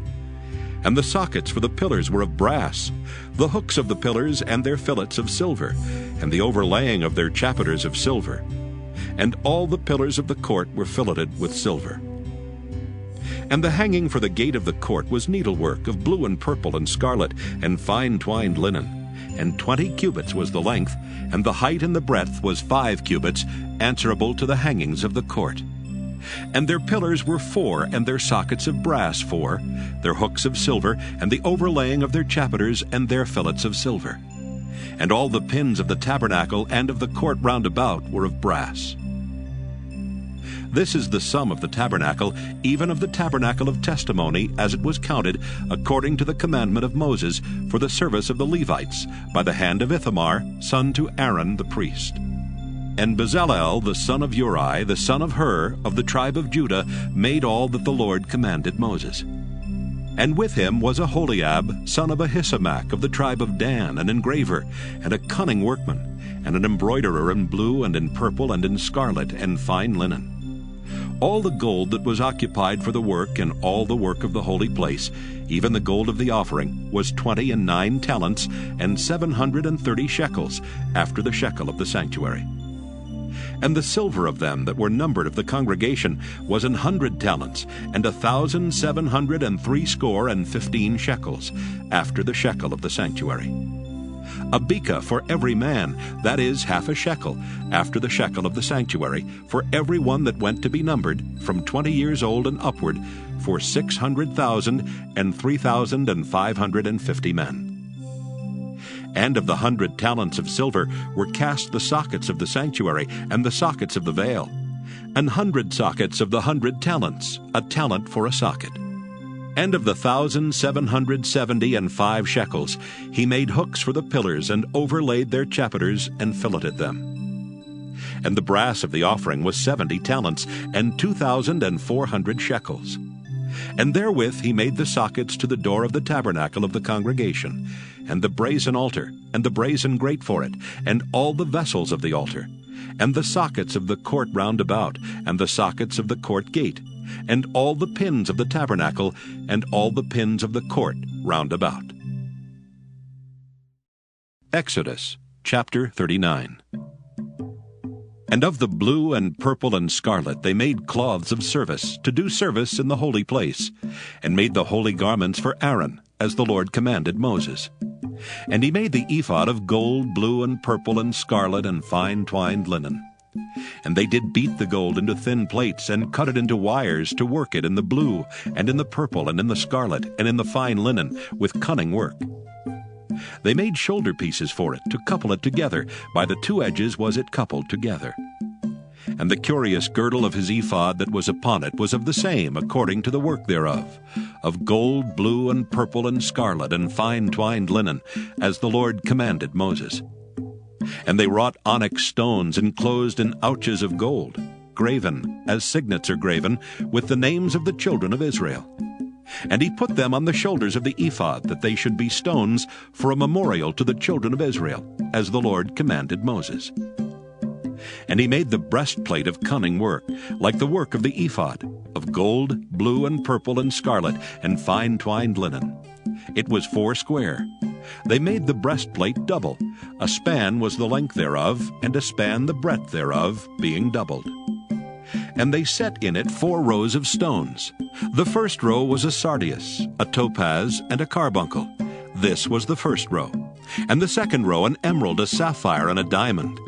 And the third row a ligure, an agate, and an amethyst. And the fourth row a beryl, an onyx, and a jasper. They were enclosed in ouches of gold in their enclosings.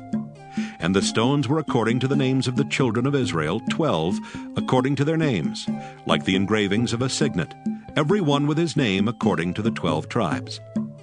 And they made upon the breastplate chains at the ends of wreathen work of pure gold.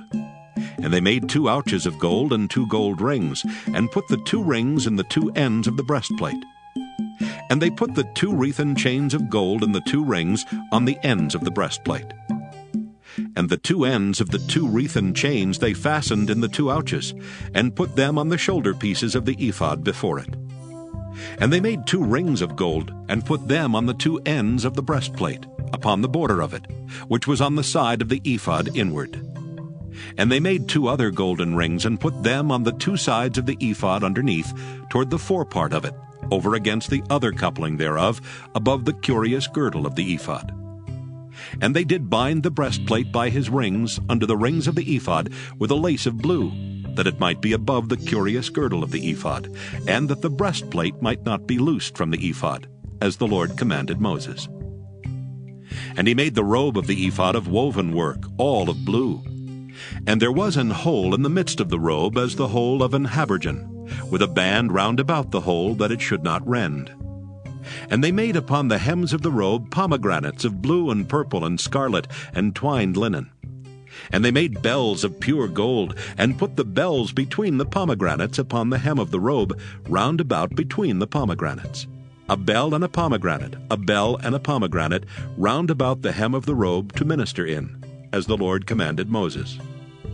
And they made coats of fine linen of woven work for Aaron and for his sons, and a mitre of fine linen, and goodly bonnets of fine linen, and linen breeches of fine twined linen, and a girdle of fine twined linen, and blue and purple and scarlet of needlework, as the Lord commanded Moses.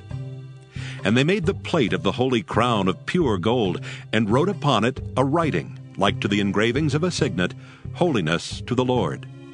And they tied unto it a lace of blue to fasten it on high upon the mitre, as the Lord commanded Moses.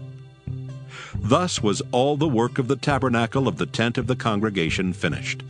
And the children of Israel did according to all that the Lord commanded Moses, so did they. And they brought the tabernacle unto Moses, the tent and all his furniture, his taches, his boards, his bars, and his pillars, and his sockets. And the covering of ram skins dyed red, and the covering of badger skins, and the veil of the covering, the ark of the testimony, and the staves thereof, and the mercy seat, the table and all the vessels thereof, and the showbread, the pure candlestick, with the lamps thereof, even with the lamps to be set in order, and all the vessels thereof, and the oil for light, and the golden altar, and the anointing oil, and the sweet incense, and the hanging for the tabernacle door, the brazen altar and his grate of brass, his staves and all his vessels, the laver and his foot, the hangings of the court, his pillars and his sockets, and the hanging for the court gate, his cords and his pins, and all the vessels of the service of the tabernacle for the tent of the congregation, the cloths of service to do service in the holy place, and the holy garments for Aaron the priest, and his sons' garments, to minister in the priest's office. According to all that the Lord commanded Moses, so the children of Israel made all the work. And Moses did look upon all the work, and behold, they had done it as the Lord had commanded, even so had they done it. And Moses blessed them. Exodus chapter 40. And the Lord spake unto Moses, saying, On the first day of the first month shalt thou set up the tabernacle of the tent of the congregation. And thou shalt put therein the ark of the testimony, and cover the ark with the veil. And thou shalt bring in the table, and set in order the things that are to be set in order upon it. And thou shalt bring in the candlestick, and light the lamps thereof. And thou shalt set the altar of gold for the incense before the ark of the testimony, and put the hanging of the door to the tabernacle. And thou shalt set the altar of the burnt offering before the door of the tabernacle of the tent of the congregation. And thou shalt set the laver between the tent of the congregation and the altar, and shalt put water therein. And thou shalt set up the court round about, and hang up the hanging at the court gate. And thou shalt take the anointing oil, and anoint the tabernacle and all that is therein, and shalt hallow it and all the vessels thereof, and it shall be holy. And thou shalt anoint the altar of the burnt offering, and all his vessels, and sanctify the altar, and it shall be an altar most holy. And thou shalt anoint the laver and his foot, and sanctify it. And thou shalt bring Aaron and his sons unto the door of the tabernacle of the congregation, and wash them with water. And thou shalt put upon Aaron the holy garments, and anoint him, and sanctify him, that he may minister unto me in the priest's office. And thou shalt bring his sons, and clothe them with coats. And thou shalt anoint them as thou didst anoint their father, that they may minister unto me in the priest's office. For their anointing shall surely be an everlasting priesthood throughout their generations. Thus did Moses, according to all that the Lord commanded him, so did he. And it came to pass in the first month in the second year, on the first day of the month, that the tabernacle was reared up. And Moses reared up the tabernacle, and fastened his sockets, and set up the boards thereof, and put in the bars thereof, and reared up his pillars. And he spread abroad the tent over the tabernacle, and put the covering of the tent above upon it, as the Lord commanded Moses. And he took and put the testimony into the ark, and set the staves on the ark, and put the mercy seat above upon the ark. And he brought the ark into the tabernacle, and set up the veil of the covering, and covered the ark of the testimony, as the Lord commanded Moses. And he put the table in the tent of the congregation upon the side of the tabernacle northward without the veil. And he set the bread in order upon it before the Lord, as the Lord had commanded Moses. And he put the candlestick in the tent of the congregation over against the table on the side of the tabernacle southward. And he lighted the lamps before the Lord, as the Lord commanded Moses. And he put the golden altar in the tent of the congregation before the veil. And he burnt sweet incense thereon, as the Lord commanded Moses. And he set up the hanging at the door of the tabernacle.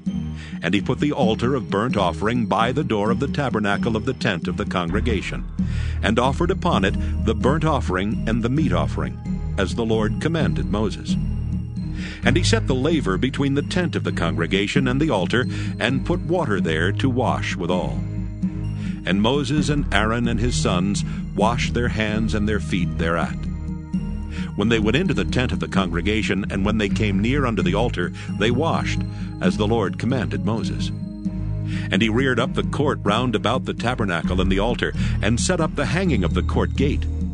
So Moses finished the work. Then a cloud covered the tent of the congregation, and the glory of the Lord filled the tabernacle. And Moses was not able to enter into the tent of the congregation, because the cloud abode thereon, and the glory of the Lord filled the tabernacle. And when the cloud was taken up from over the tabernacle, the children of Israel went onward in all their journeys. But if the cloud were not taken up, then they journeyed not till the day that it was taken up. For the cloud of the Lord was upon the tabernacle by day, and fire was on it by night, in the sight of all the house of Israel, throughout all their journeys.